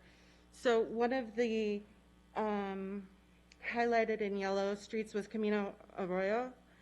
And is that the cut through that's being proposed to be eliminated? I don't think it is in the Gilroy industrial project. The garlic industrial project. We'll bring Gary back to answer the question. Do you want? Is there anything else you want? No, he'll Otherwise, answer I it would have after looked it up, but I'm sorry, I can't. That's okay. That's your question. Okay, we'll get you an answer. And if it is, you know, if it's being eliminated, what's the plan for? I mean, we're not paying to repave it if it's being eliminated, right? Okay. Gary, would you like to address Camino Arroyo? So to be honest, I'm not exactly sure what she's talking about, but I'm going to track her down and go answer her question as soon as we're done here. Okay, that works too. Okay, thank you. Make sure and get that answered. Okay, so closing public comment. I felt like there was one other thing I wanted to say, but now I cannot remember what that was. So, council, it's back to us. Does someone want to make a motion to accept this 5-year street repair program? So moved. Okay, so that was moved by Councilmember LaRomanos and seconded by Councilmember Tovar. Okay, and yeah, it's not on our screen, so roll call vote. Oh, now it's on our screen. You guys want to? All right, there we go. Perfect. And that passes unanimously. Thanks, everyone. This is an important step in a direction that we have needed for a while. Okay. Next item is something we should have done, I apologize, at the last meeting, but we need to select an alternate voting delegate for the League of California Cities Annual Conference. You don't have a choice. I'm the only other one going. So Fred is our voting delegate. I would be the alternate, but it needs to be an official. Okay, there's a staff report. So Leanne, do you need to give a staff report on this? And I have to open the public comment period too, and so we have to do it formally, but no one else is attending. Here's my fabulous staff report, what the mayor just said. Okay. Yes, the conference is September 22nd to 24th. We should have an alternate voting delegate named in the event it's necessary. It's easy to amend the paperwork that we sent to the league. Yeah. And like you said, you're the only other person that I'm aware of that's attending the league conference, so it would make sense for you to be named as the alternate voting delegate. So that is the staff recommendation. Okay, so is there anyone from the council who wants to say anything? Otherwise, I'm going to go to public comment. Okay, anyone in the public who has something to say to this? Okay, so back to council. I just need a motion. Can I make a discussion talk sure. real briefly? The only thing, and I'm completely 100% with everyone attending it. I mean, I attended their intro one to council members, and that was very helpful. But the League of California Cities is a political advocacy firm, and also has a political action committee attached to it. And so it's not like ABAG or MTC or VTA where it's like an elected sitting on it. So I've never seen this body have a conversation about sending someone out there to vote when we know that it's not necessarily a governmental organization, more of a political advocacy firm. And like I said, I'm fine with all of us getting education and stuff, but when you're actually voting in there, how do we know whatever they're voting on or what's being talked to is actually in the best interest of all the residents here in Gilroy? So it's just a conversation, just a comment. I've never seen anybody talk about it. I don't know if anybody has the same feeling as me or I'm the outlier on this one, but it just it concerns me because it's different than like the mayor assigning us to, like I said, ABAG or Silicon Valley Clean Energy Board. Okay. It feels different. That's it. It's the league conference that's gone on annually forever, and this city council has participated in that, I mean, way before my time, and the council appoints a voting delegate. Done it ever since I've been on the council. Exactly, it's been like decades, and everybody is welcome to attend, and of those attending, the council would then choose a voting delegate. So how that comes about would then mean if there are issues, once you're attending, you receive the packet of stuff, and that tells you what items, like right now there are 2 that will require votes, and those one has to do with sales tax and online sales and how to apportion that. So that would be for any council member who wants their voice heard by the person they appointed, which in this case is Councilmember Tovar, to hear what your opinion is, so that when he votes, he is voting based on what he has heard from the council. So it's on each council member to know what those items are and to discuss that with your representative, who is Councilmember Tovar. Okay, that is how that works. Councilmember Armendariz, you have a question too? Thank you. And I appreciate the question by Councilmember Hilton, because it does seem that it's the process that you just outlined, Mayor, circumvents the process here, right? It's like if there are agenda items that our representatives as a city council, who are there formally chosen by us and officially there as representatives of our city council, are going to vote on an item, but we don't legislate it here, we don't make a decision here as part of this body, we don't see the agenda, officially. It just seems like it's extra judicial, if you will. Right. Right. And so that's why I appreciate Councilmember Hilton's question, and I understand the league is something that every municipality participates in, and it's been around for a long time, but that doesn't make it an official governmental body or agency. It's still a political organization. Right, okay. And I see, Councilman, you have something else to say, and I'll let you, but I want to point out that this isn't what's on the agenda. We're not discussing how the league handles things. What you would do if you're uncomfortable is you would not vote for a voting delegate. You would abstain because you're not comfortable giving someone else a power to vote on something. You might feel differently if you saw what the items are, but that's on each of us to do that homework. It's not going to be brought to you by Right. someone else. You made that clear. I think that's a Right. basic. Okay, so thing that would we be all what you know. do, is you don't vote. But we are asked to provide a delegate, so we bring that before the council, and those council members who don't want to have somebody cast a vote would not be voting for that. But that's already been done with Councilmember Tovar. This is because we neglected to have an alternate, and should something happen to Councilmember Tovar, we need to name a second. Okay, Councilmember Hilton. Yeah, just to follow up with that, I think that maybe next year it'd be nice to be able to know what's on, know the resolutions that they're voting for, so that way, as a elected official, I have the opportunity to go to the constituents and ask them and present this to them, and then that way I can bring it back here and we can actually have a discussion, like you said, because it's not on the agenda, but actually have a good discussion about what this, like I said, political advisory firm and political action committee is going to be doing, and then that way I can make that choice then. So thank you. Okay.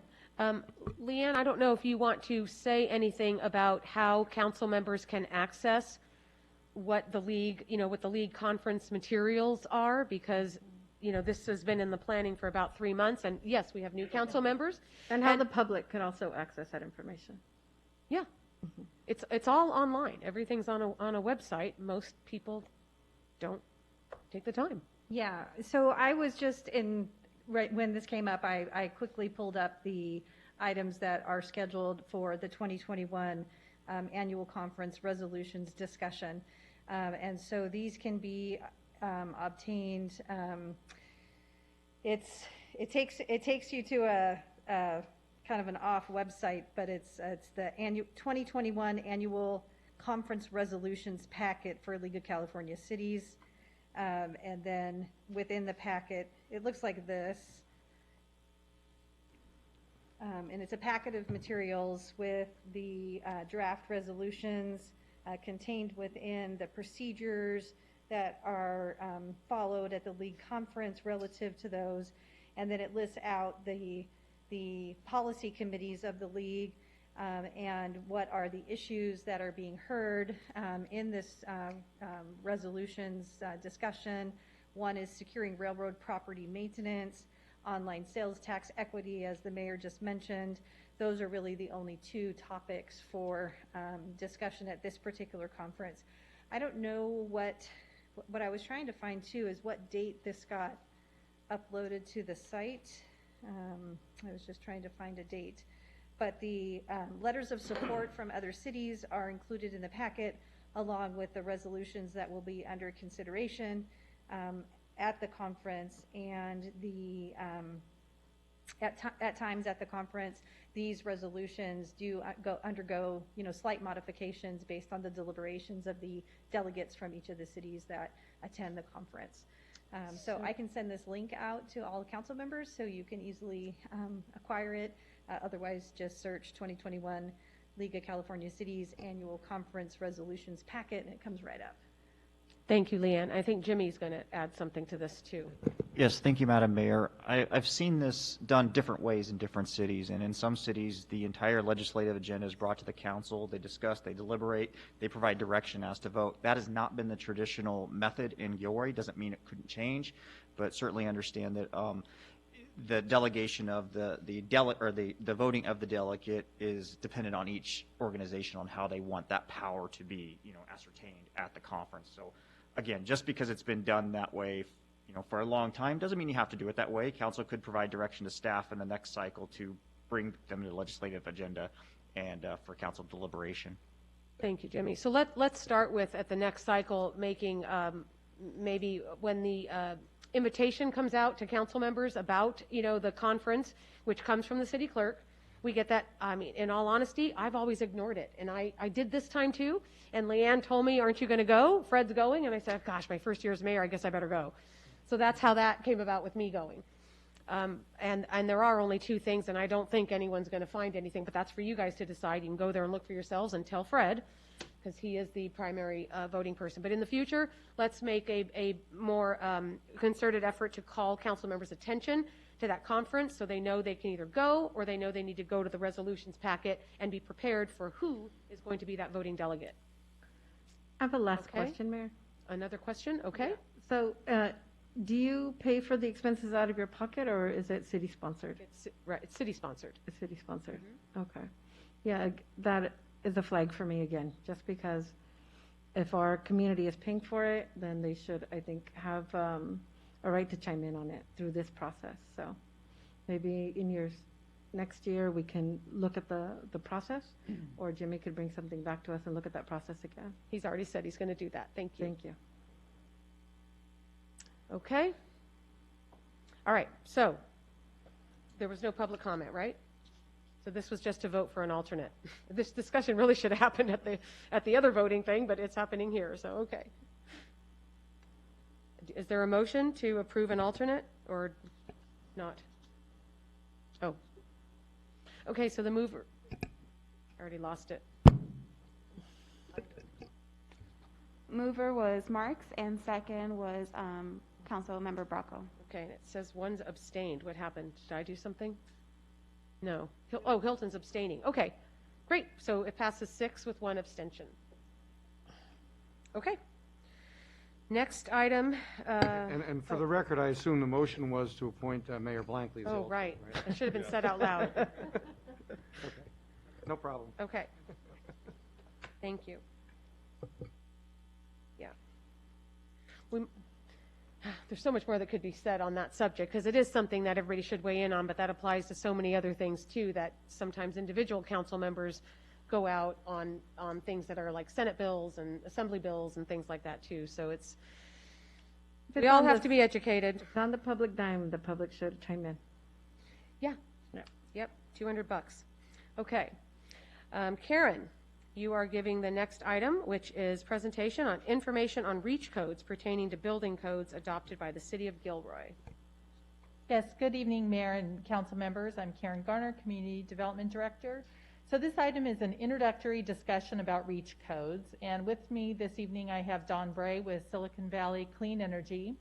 And Silicon Valley Clean Energy has worked with many cities over the years to adopt and implement REACH codes. I'm going to provide a brief introduction, and then Don will have a brief presentation, and then we can both answer any questions that the council may have. So REACH codes are optional amendments that may be made to the California Building Standards Code when adopted by the city. REACH code amendments, if adopted, would set higher standards pertaining to portions of the building code. The usual application of REACH codes that we see is often related to environmental conservation, but other subjects of the building code may also be amended. So as I said, I'm going to have Don talk more about the REACH codes, what they are, and how they may benefit Gilroy, but I wanted to give a little more background as it relates to the building code updates and our process here in the city of Gilroy. So every 3 years, the state of California adopts new building codes, and the last code cycle went into effect on January 1st, 2020.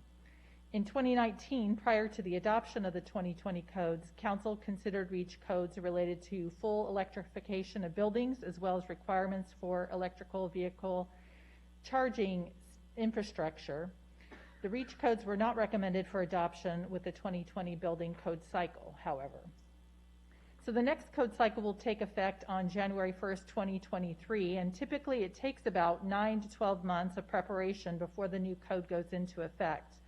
So this time includes education of our staff to understand the changes in the new codes so that our inspectors and plan checkers know what to look for, what those changes are going to be, so that we can apply them to the projects that we receive.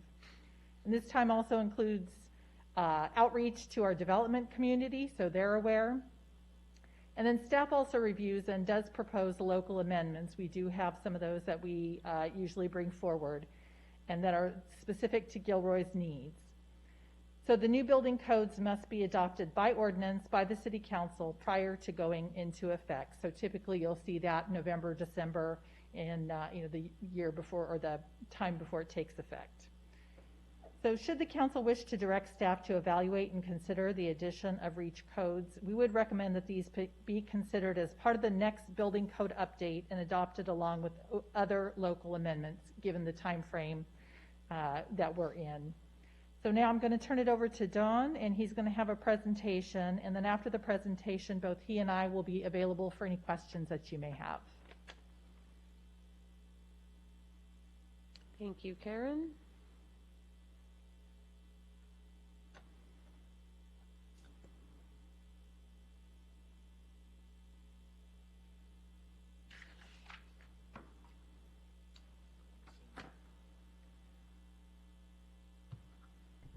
Can everyone hear me all right? Yes. Okay. Thank you, Karen, and good evening, Madam Mayor and council members. I'm joined here tonight by Farmand. He's with TRC Consultants, and they work very closely with SVCE and also with Peninsula Clean Energy that implemented REACH codes in much of San Mateo County. So Farhad has been in and out of a lot of city council meetings and worked with a lot of staff and is a great resource on the details of the code. I thought I would start actually with just thinking back a few years. So in 2016, the Gilroy City Council made a really big policy decision to join with 12 other agencies locally and form Silicon Valley Clean Energy. And since 2017, the city's been getting 100% carbon-free electricity at a discount. I looked up the number just before coming here that the city's residents and businesses have saved about $4 million over that time. And most communities have averaged about a 25% reduction in overall emissions. So a really powerful policy step that you took then. REACH codes are analogous. They're different, but they're another big policy tool that jurisdictions have at their disposal to reduce emissions and ideally do it in a way that produces economic benefit at the same time. So we'll talk a little bit about that. Karen did a good job of introducing what REACH codes are, so I'll breeze through that. But we'll talk about the benefits. We'll talk about what REACH codes have been implemented in Silicon Valley and what's required if you're interested in taking this forward here in Gilroy. So as Karen explained, the building code is updated every 3 years. The REACH codes are local ordinances that enhance that building code, and they've been used recently in our area to basically encourage development of all-electric buildings, encourage or require even, and also to enhance electric vehicle charging requirements. So the REACH codes in our area have generally dealt with those two dimensions. As Karen mentioned, the current code cycle went into effect in January of 2020, and the next code cycle comes up to become effective January of 2023. And ideally, you like to line up a REACH code if you're doing one with the start of a building code cycle. It makes it a little simpler for building departments. It's not a requirement, but it's ideally done that way. Buildings last a long time, as you know, and so the more that can be done to encourage a building to be built sort of in a future-oriented way, the better, to make the building really ready for the future. And as we make this big move to clean electricity, how do we equip our infrastructure to really be ready to take advantage of this great resource? It's cheaper to build all electric, and we'll talk about that in a minute here. Electric homes and buildings are safer. You don't have issues with carbon monoxide in a building that's all electric. There's nothing burning. So you have better air, lower fire risk, and the like. It's definitely strongly aligned with where the state is going. The state has very aggressive decarbonization objectives by 2045 and 2050. We're trying to bring this basically in the direction of zero. EVs currently represent about half of all, I'm sorry, not EVs, but vehicles represent about half of all emissions in our area. So moving to all electric vehicles is a great way to address that big slice of the greenhouse gas pie. And there's never a more fiscally sensible time to implement or to build all electric than at new construction. It's just cheaper to put all these systems in when you're building the building the first time than going in 10 or 20 years later and having to retrofit a building. So significant benefits there too, just in terms of being ready for the future. So this is kind of an eye chart. This shows the cost effectiveness of different all-electric systems within a home.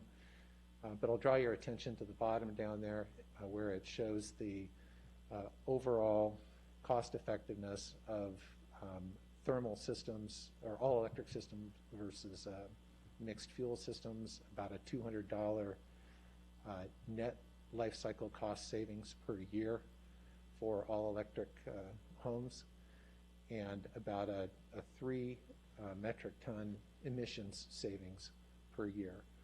So again, kind of analogous back to community choice energy. Here's a policy opportunity to help construction be more affordable, at least by a few $100s a year, all in, and to reduce emissions at the same time.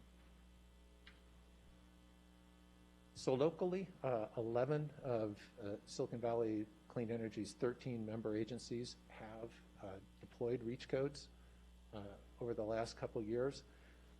And there is no one solution out there. It's really been done community by community.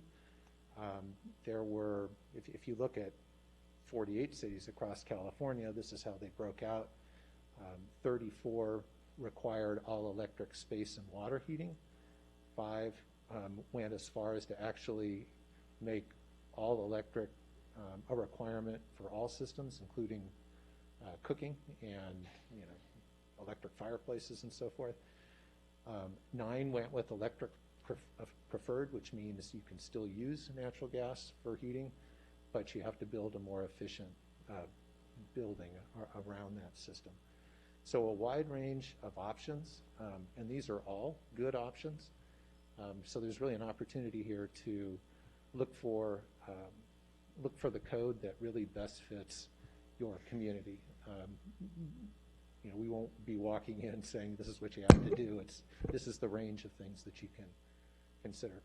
Same thing with EV charging. A wide range of solutions have been deployed there, but typically involving EV coverage for more parking spaces, say in the case of MUD or commercial construction.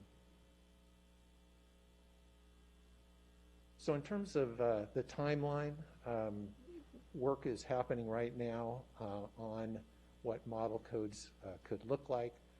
You would really begin to engage in this more seriously in the early spring of next year, starting to think about how you would like to establish a model code that works best for Gilroy from the options that are out there.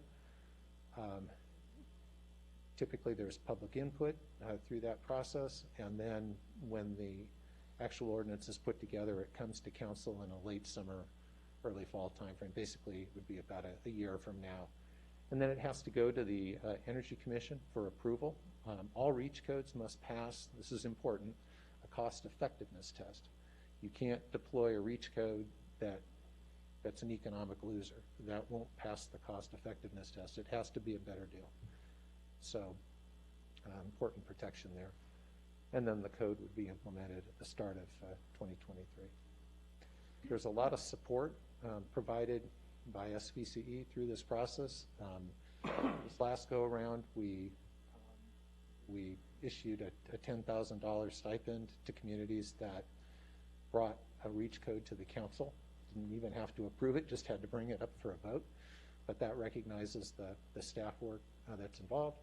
And then we have help from a variety of consulting partners that we offer as well to really work with your department in informing the ordinance. Yeah, so this is basically it. The options are do nothing. You could work really quickly and try and do something on the 2019 REACH code. That's not really practical, just given where we are in the cycle. But probably the best option here, in our opinion, would be to look at that 2022 code and really think about a REACH code that would be a good fit for the city of Gilroy. So that's it. We'll open it up for questions. Okay. Complete? Thank you. Thank you very much for that report.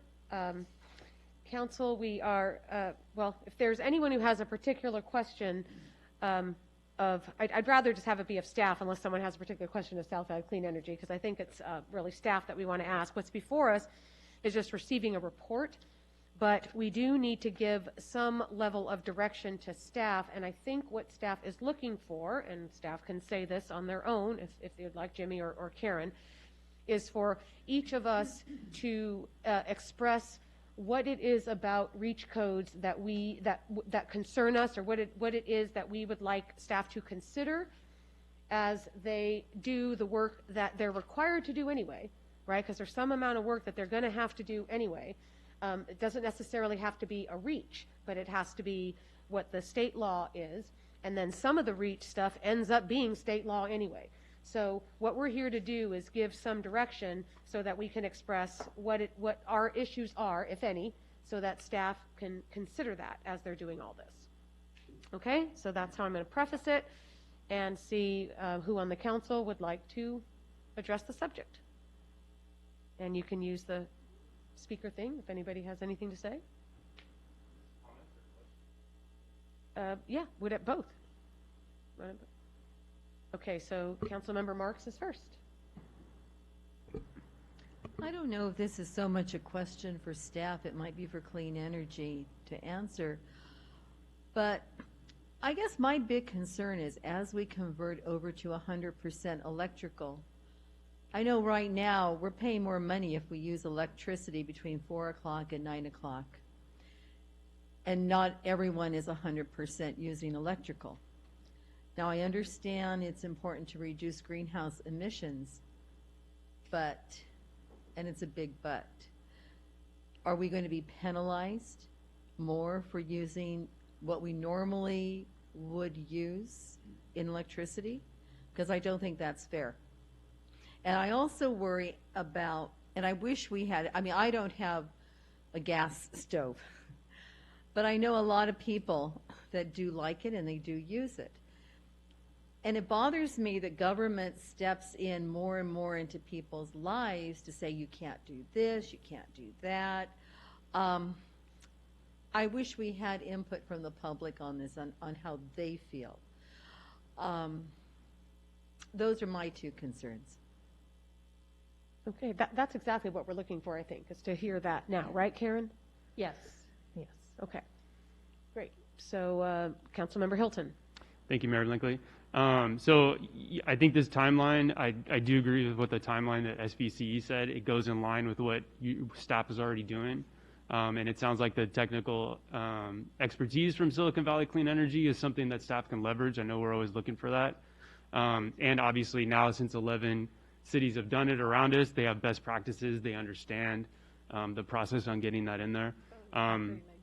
You know, reading over some of the neg decks that are coming through, like 10th and Chestnut and Garlic Industries, I see these builders struggling to find ways to reduce the negative impact on the environment and the greenhouse gas emissions.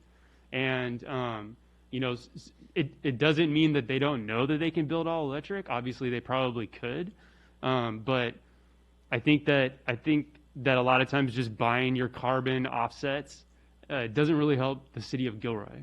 It still means that there's going to be greenhouse gas emissions for the next, 100 years while that development's there. And especially with the EV charging stations, sometimes we play catch up with ourselves. And like you said, if we were to adopt the 2019 REACH code right now, we would end up having, probably it would be standard next year anyways.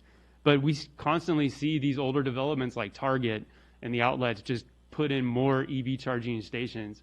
And some of them have already had the conduit and the runway sitting in there. But a lot of times if you sell off that, like Hecker Pass complex has it, and a lot of times if you just sell it off, well, that infrastructure never really gets put in place because I imagine it's expensive to pull it out of the ground of the conduits. So I'm for this, and I think that it'll still give staff plenty of time to do the community outreach, which is a big concern of mine too. And not only that, but the developers outreach that you all do as well. Thank you. All right, Councilmember LaRomanos. Yes, I'm going to echo the community outreach. I think that's always helpful to consider. I think for me, I'm very much interested in learning about a couple of things. One is the flexibility, so we can decide, it sounds like we have a greater discretion over to what we are reaching, right? We're not going to reach the same things as maybe other cities perhaps, but how do we preserve that flexibility in deciding what we're going to be going for? I think something else I'd be really interested in learning more about is the economic competitiveness, what this does for Gilroy, one way or the other. And I don't have enough information at this time to kind of know. But, speaking of those, the chargers both at Target and also at the outlets, I mean, I've used them both, so I've got an EV. And just doing the eyeball test, just driving around town, I mean, I see more and more EVs. I can think of a couple of neighbors now have added some in their driveway. So I wonder if there are opportunities for us, whether it's through, business attraction, if it's, attracting certain clientele, whatever that looks like. I'd be very curious to know what are the opportunities and potential costs around some of these reach code opportunities. So. Okay, thank you. Councilmember Armendariz. Thank you, Mayor. I don't have a problem with us establishing or pursuing reach codes. I think that transitions over the next few years, the responsible transitions that we need to take are going to be painful and difficult for folks who are used to cooking in gas stoves or used to running their natural gas, heating systems and things like that. But we have to set the standard and we have to pursue it and make these tough decisions now before things get worse. So I support us pursuing reach codes. Thank you. Okay, Councilmember Tovar. Thank you, Mayor. And this was brought to the council a few years ago when I actually sat on the clean energy, and we voted, well, the majority voted against it. But I think what my colleagues are bringing up, and I think it's important, because I do hear the concern from Councilmember Marks, but I think getting feedback from the community, as you're hearing over and over, I think that's going to come back saying that it's time. It's time for us to move forward. And yes, it might be a difficult transition for some or for many, but I think, we need to get with the times, and I think that getting that information, getting that feedback from the community is going to help us sort of realize what they really need here in Gilroy. So I look forward to that. So I'm in support of it as well. Thank you. Okay, seeing no one else, I'll give my input then. I know we're going to go through this process. I, for one, am not at all convinced that we need to do some of these things, but that's what this process is going to tell us. I can't stress enough the community outreach part of it, absolutely, because this is huge for people. Cooking with gas is something that's the only way I've ever cooked, so I don't even know what I would do with an electric stove. But that's beside the point. You get used to what you need to get used to. What's of more concern to me is all the power outages. We have a ton of power outages all the time, and this is going to make everybody 100% dependent on everything being electric. They won't be able to do anything when it's all electric. So I would like that to go down as a big concern, and I would like the requirement for electric vehicle charging stations in every single unit to also go down as a concern, because we are not yet at a large percentage of electric vehicles that are, a large enough percentage where that added cost, when we're trying to talk affordable housing and everything else, this definitely adds to the cost. How much it adds would be for you to tell us, but my things would be a concern over all electric, be it cost or be it when power goes out, and the other would be the electric vehicle charging requirement in every single unit, including for every apartment. And especially when we're also hearing at least some council members who think that cars shouldn't even be necessary. So this would be something that means everybody has a car. And it's an added cost. Okay, those are my additions to what I would like staff to consider. Yeah, I too would like to hear more information, but I really think we need to do a serious public outreach so the community knows we're talking about this, because this will affect people. It'll affect the price of a home. It'll affect the price of an apartment. Everything you add on to the building, somebody's got to pay for it, and the end user usually ends up. My cousin owns a heating sheet metal business, And he says the technology is nowhere near there yet to heat a house, that it's garbage, and it just doesn't work. So I would like to hear the negatives and the positives. And I would ask Karen that when you do come back, let us know on a average size home how much extra this stuff will add to the price. Thank you. Okay. Clear? Yeah, great feedback, thank Mayor, you. sorry, Right. Mayor. There were no public comments on this, or did I even ask for that yet? Oh, Yeah, but yes, we do have one public comment okay, from let me Ron. go to that before I come back to council then. Okay, public comments? Yes.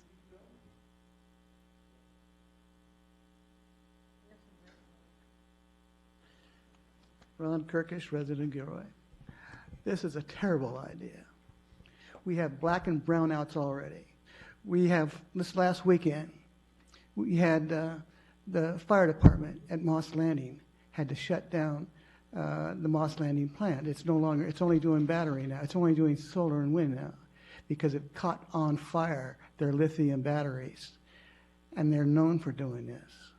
So we lost a huge amount of supply. Thank God we didn't have to go into it.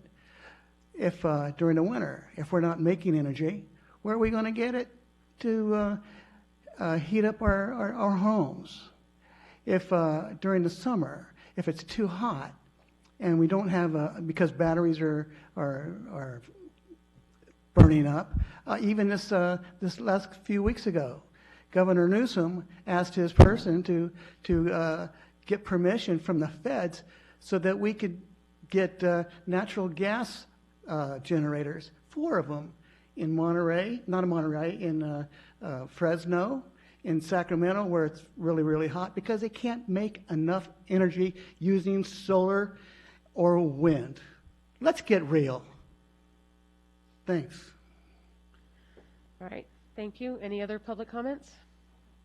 Okay, then back to council. Councilmember Tovar, you had something? No. Oh, Yeah, okay. sorry. Councilmember Hilton? I just want to mention to you, just for the video record, that there were 2 public comments submitted in support that were sent to the city clerk if anybody wants a copy of them.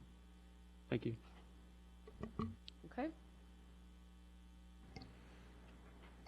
All right, then, so this is informational only, so all I need is to see that Karen and Jimmy think you got what you need to move forward, and we will move on.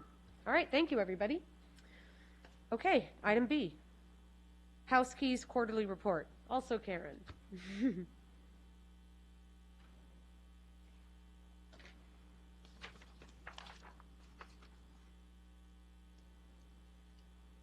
All right, good evening once again. So House Keys Quarterly Report, I just wanted to bring this to you because recently the council approved a new contract with House Keys that expanded the scope of what they're doing. And so I want to give a little update and kind of in context of this quarterly report.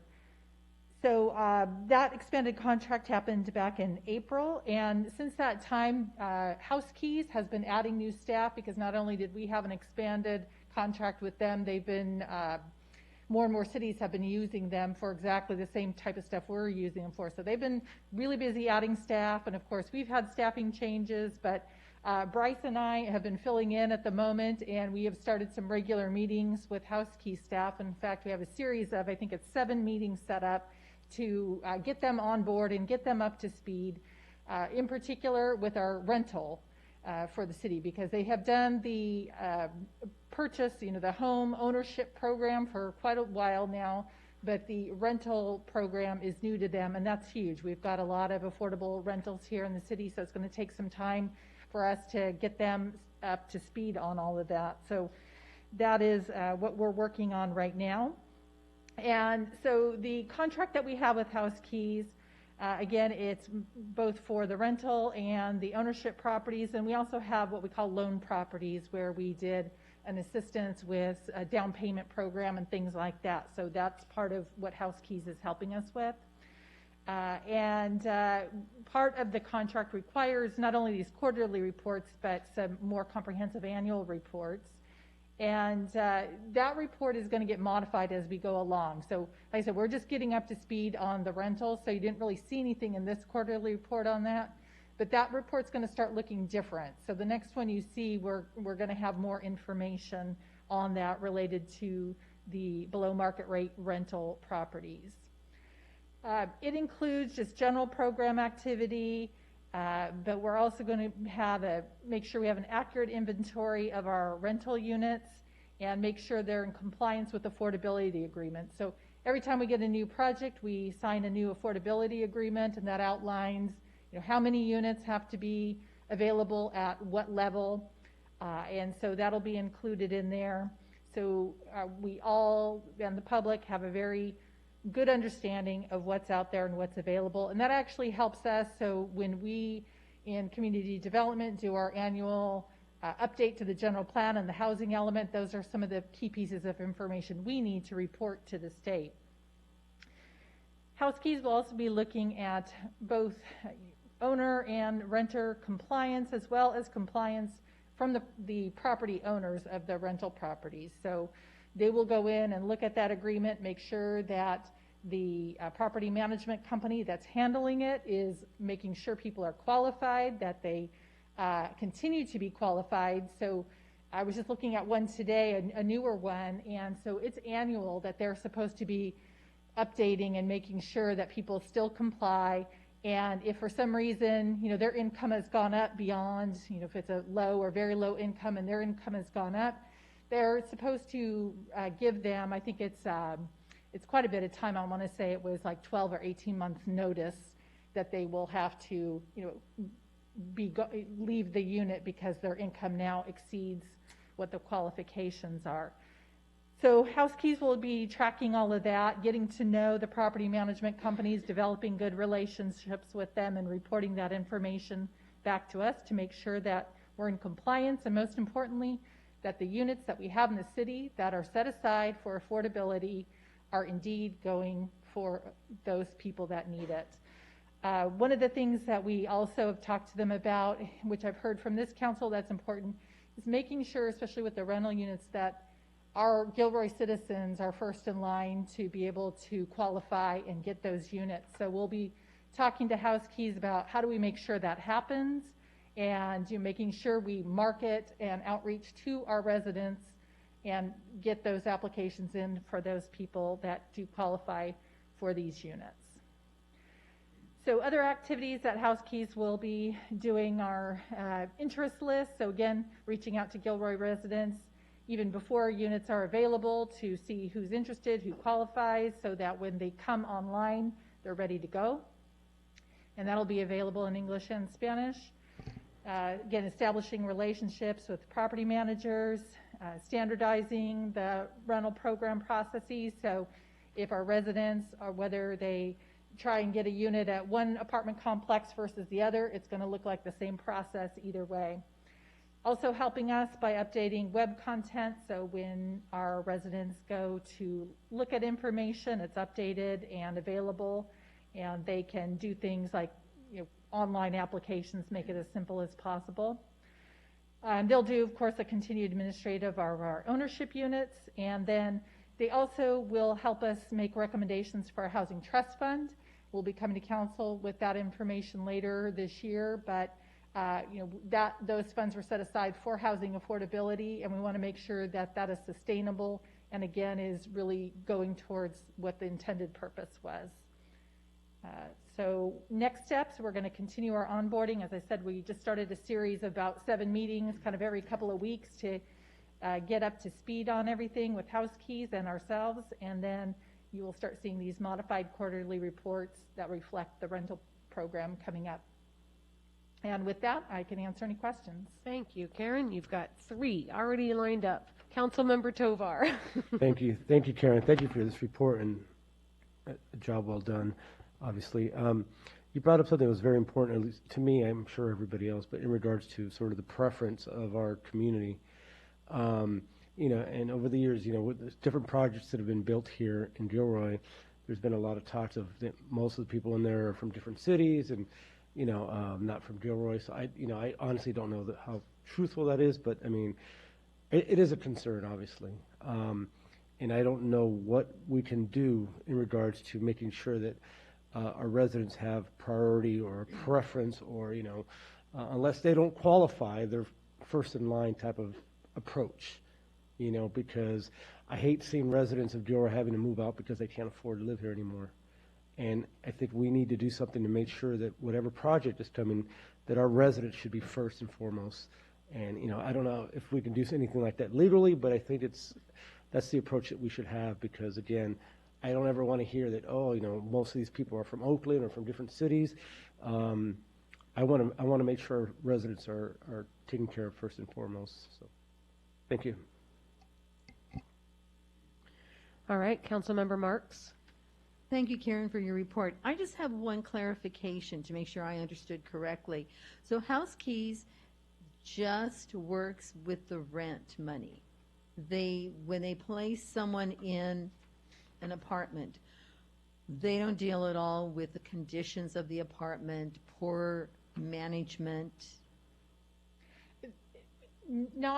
Not directly. So I think probably the closest they would get is when they're looking at income qualification. Part of that is how big is the family, and so if they're going to make sure that it's not too many people or too few people living there as far as the qualifications. They're also going to check on things that there's no subleasing going on, because sometimes we'll hear about that somebody qualifies, but then they turn around and lease it to somebody else. So they'll be auditing and checking records for that. But as far as general maintenance of the property, no. But I have talked to them about helping us be our eyes and ears, because they will be on site going to talk to the property managers and having regular contact. So if they can help us be eyes and ears out there and report back to us if they see something that's more for code enforcement or our fire marshal to take a look at, that would be very helpful. That would be very good. All right, thank you.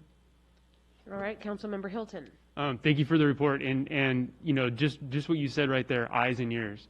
So this is how you can circumvent. Obviously you can't discriminate on it, but what you can do is like what most of us did maybe when we purchased a home, finally in our lifetimes. It's a hustle, but getting to know the staff members at House Keys, it's like, hey, I'm about to move up in my income. Let me know what's coming up to the next one. So this is the person that they can constantly be in touch with to be able to get those applications and to be able to know what's coming online ahead of people that don't live in Gilroy, that don't know what's going on. And then they can also listen here to these reports, as well. So I'm happy that they're on board. I think it's great. And I'm glad that you all have someone to support you on the streets now too. Thank you. Okay, so Karen, House Keys is an entity that the city of Gilroy has hired, right? So we pay them for the services that they do. This report is for the last quarter's services, right? So is it a performance evaluation? Because that's not how I'm reading this, but I'm just asking, we hire them, so who in Gilroy City staff is monitoring that performance? Well, ultimately, the main person that'll be working with them will be the program administrator when that person gets on board. Okay. But, to me, it's council. That's why we do these quarterly reports, and then, the annual report is to share with you. And then if you have questions or concerns or feel that, something isn't up to par, that we can relay that back to House Keys and, either change what we're doing, modify it, or if we need to go back and modify the contract, if there's something, that wasn't included, then we would do that. But, and the public too. This information is public, and we want to get the feedback from the public as well, that if they feel there's something we're not hitting the mark on, I'd want to know that. Yeah, I'm just trying to understand how we would know, if not through House Keys, that subleasing is going on, for example, because I know it had been for some period of time anyway at Alexander Station. Whether or not that's still the case, I don't know, and I'm just wondering who. Yeah, so again, in the affordable housing agreements, it actually typically will require them, and I haven't looked at some of the older ones. I'm going to guess maybe some of the older ones aren't quite where we are today, but I read one that's fairly current, and it says, you need to supply us every year with income eligibility for everybody who's got an affordable unit, and then house keys can audit additional information and say, hey, give me your records for this information. We want to make sure. And then the subleasing, I think, is more, as we hear rumors or things that, we're going to have to work with house keys and say, hey, I heard this is going on. Can you check this out? And, that may be just looking and having them prove who lives at that address, which, they can ask for that kind of information. So, as part of these reports to council, could we request that they also include what audits they have done? Yeah. Is that something? Because I mean, that would be something I'd be interested to see is how proactive are they being? What are they doing to go check? Because people can say anything. Okay, thank you. Anyone else? Public comment? None. No public comment on this item. Oh, Councilmember Armendariz. Yeah, thank you. Is there, so I know that there are workshops given for home sales and such. Are there workshops for the renters that talk about what their rights are as renters, what protections they have, what the requirements and expectations there are of them as well? No, I don't know if they currently have that, but I can certainly ask. And then Project Sentinel, who we also provide funding for, they do some of those types of informational sessions as well. So that's probably a good partnership with House Keys and Project Sentinel to make sure that renters understand their rights. Mm-hmm. Thank you. Okay, this is the received report. So unless there's anything else, we're going to move on. All right, moving on to city administrators' reports. Okay. Thank you, Madam Mayor, members of City Council. I have a rather lengthy report because I haven't been able to give one in person in 531 days. So I've got the floor. The first thing I want to discuss is one of the more exciting things we've had happen in a while, and that was the reopening of City Hall. I think the term was giddy for many of us to see our residents back and to see each other as well. And so that was 531 days we had been closed. We reopened August 30th with a much different world and a much different way we do business. So if you've been in City Hall, you see we now have an information desk. We have electronic signing in Spanish and English. We have a queue system for customers. So we've made some enhancements to keep people moving through City Hall as quickly and efficiently as possible and to get them on their way and back to their businesses. So we're working out the kinks in that type of environment, but we are certainly adapting to our new world, and our customers are as well. So very exciting to be open and just good. It's good to be back. I did want to talk to the council and the public about our future council meetings. And one of the issues that we had over the summer is council allocated us funding to upgrade technology because most of this equipment was around the last time they did a time capsule.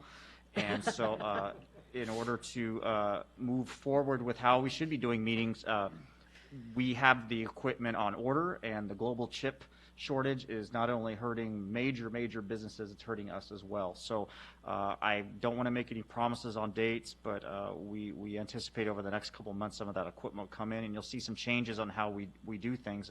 Most notably, right now we cannot do Zoom meetings, we cannot do Facebook meetings televised, which I know for some of you is very important for outreach, and us as well. So when the equipment gets installed, we'll do better, we promise, but we are at the mercy of the distribution and supply chain. So we will be communicating that with members of our community as well. And part of that technology upgrades is allowing us to conduct our meetings in Spanish as well, which is very important for us to reach that segment of our community that would like to attend the meetings but just doesn't need the translation. So if you've seen other Zoom meetings where it's done, it's really pretty neat technology to be able to translate into different languages, and we'll get better at that as well as soon as we can get some of the equipment that we need. I wanted to follow up on the mayor's statement about the VTA study session tomorrow evening. That is a virtual meeting, and that will begin at 6 o'clock. and it will be conducted primarily by VTA staff, but with input from council and the community as well as to the future of the transit center and just the future of transit in Gilroy. We've had many conversations about this in the last month or two, but it's good to hear from VTA. What's the long-term vision of the transit center and for transit service in our community? Next, the community meeting that was also mentioned by the mayor with the representatives of the Sharks is going to be on September 27th at 6 o'clock. And it'll be a community meeting, and I'll be the host of that, but I'll also have some help with Jane Howard from Visit Gilroy, who will talk about how these projects help indirect economic benefits. And then we'll also get some presentation from the Sharks as well about the concept. We try to be very clear in our communications to the community that the next step is not actually building the project, it's the endorsement from council whether or not to move forward with talking of building of the project. So there's plenty of time for community outreach and community input, but this will be the first step in that long process. So we're looking forward to that on the 27th.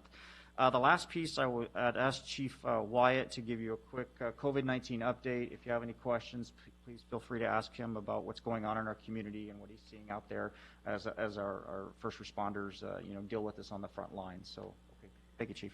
Yeah, thank you. So there's two major topics I want to talk about on COVID. The first one is the Delta variant, and then the second one is the potential for booster vaccinations coming up. But I just want to emphasize that the data that has been coming from the CDC as well as the World Health Organization all demonstrate that the vaccines are extremely efficient. I'll just cite you some statistics, but right now the COVID Delta variant is 2 times more infectious than any other variant that we've seen so far, and it's 60% more infectious than the original or the variant that came out of Britain called the Alpha. It also suggests that some of the deaths that are occurring from COVID or the hospitalizations and deaths are more serious or not more serious, probably more prevalent with the Delta variant. And then the other thing I wanted to note is that the vast majority of people that are coming down with the Delta variant are the unvaccinated folks, which brings me to the efficiency of the vaccine itself. We're seeing, at least in California in particular, that people that have what's known as breakthrough infections who have already been vaccinated against the COVID but end up getting the Delta variant, literally 0.4% are hospitalized. So that means the vast majority of the unvaccinated population are the ones that are actually going to the hospital. And we see that right here in Gilroy. We've seen an increase in COVID, not as bad as it was, say, back in August of last year, but we are definitely seeing a steady increase of people that are coming down with the virus. And as it is throughout the state of California, the vast majority are unvaccinated. This is also true with the number of people that have died from the Delta virus, that 0.5% of the vaccinated community has died from the Delta variant. That means the vast majority of the unvaccinated are dying from it. So what does this all come to? Well, the CDC has already said that this was to be expected, that we would see breakthrough infections of people that are vaccinated. However, they also have come out and said that it's time for a booster. So the recommendation from the CDC is that 8 months from the last dose that you received of your Pfizer or Moderna vaccine, that boosters are available for us. That means sometime in October-ish, we should start to see vaccination clinics come back into Gilroy for the booster. In fact, I'll be having a meeting later on this week with County Health about that very subject. Our main concern as the fire department is the most vulnerable, and just like we vaccinated the most vulnerable, approximately about 50 patients, will be doing that again. The second thing is that we want to also provide boosters for the age of the ones that are 75 years or greater, and then tear down from there. So in other words, we want to hit or vaccinate with the booster via the Pfizer or Moderna for the most vulnerable first, and then it will become available for the general population. Now, I'm going to leave that to county health. I'll just, but we've emphasized to them that we want to really help out with the elderly and the ones that are more likely to be severely affected by the Delta variant. And I'll take any questions that you might have. All right, does anyone have any questions of Chief Wyatt? Councilmember Armendariz? Thank you, Chief, too, for the information and for your work on this. Can you, has the information about our ICU beds locally and countywide been shared with you? No, it has not, ma'am. I can say anecdotally, I've talked to a couple of hospitals, and they are seeing a dramatic increase in the usage of their ICUs. To say that they're overwhelmed, that's not it, but they are saying the same thing that we're seeing, is that the unvaccinated population is what's ending up in the ICUs. Okay. Thank you, Chief. Anyone else? No? All right, thank you for that report. Okay, thank you. Is that it, Jimmy, for your report then? Okay, city attorney's reports. I have no report, although we're back at work also, so after a year and a half. Okay, then we will be going into closed session, but before we do that, before you make your announcements on that, Andy, I'd like to close this part of the meeting in memory of Captain Manuel Gaetan, as I said earlier in the meeting, okay? So thank you there. All right, Andy, Okay. take us into closed session. Yes, we have two closed session items. They're different processes.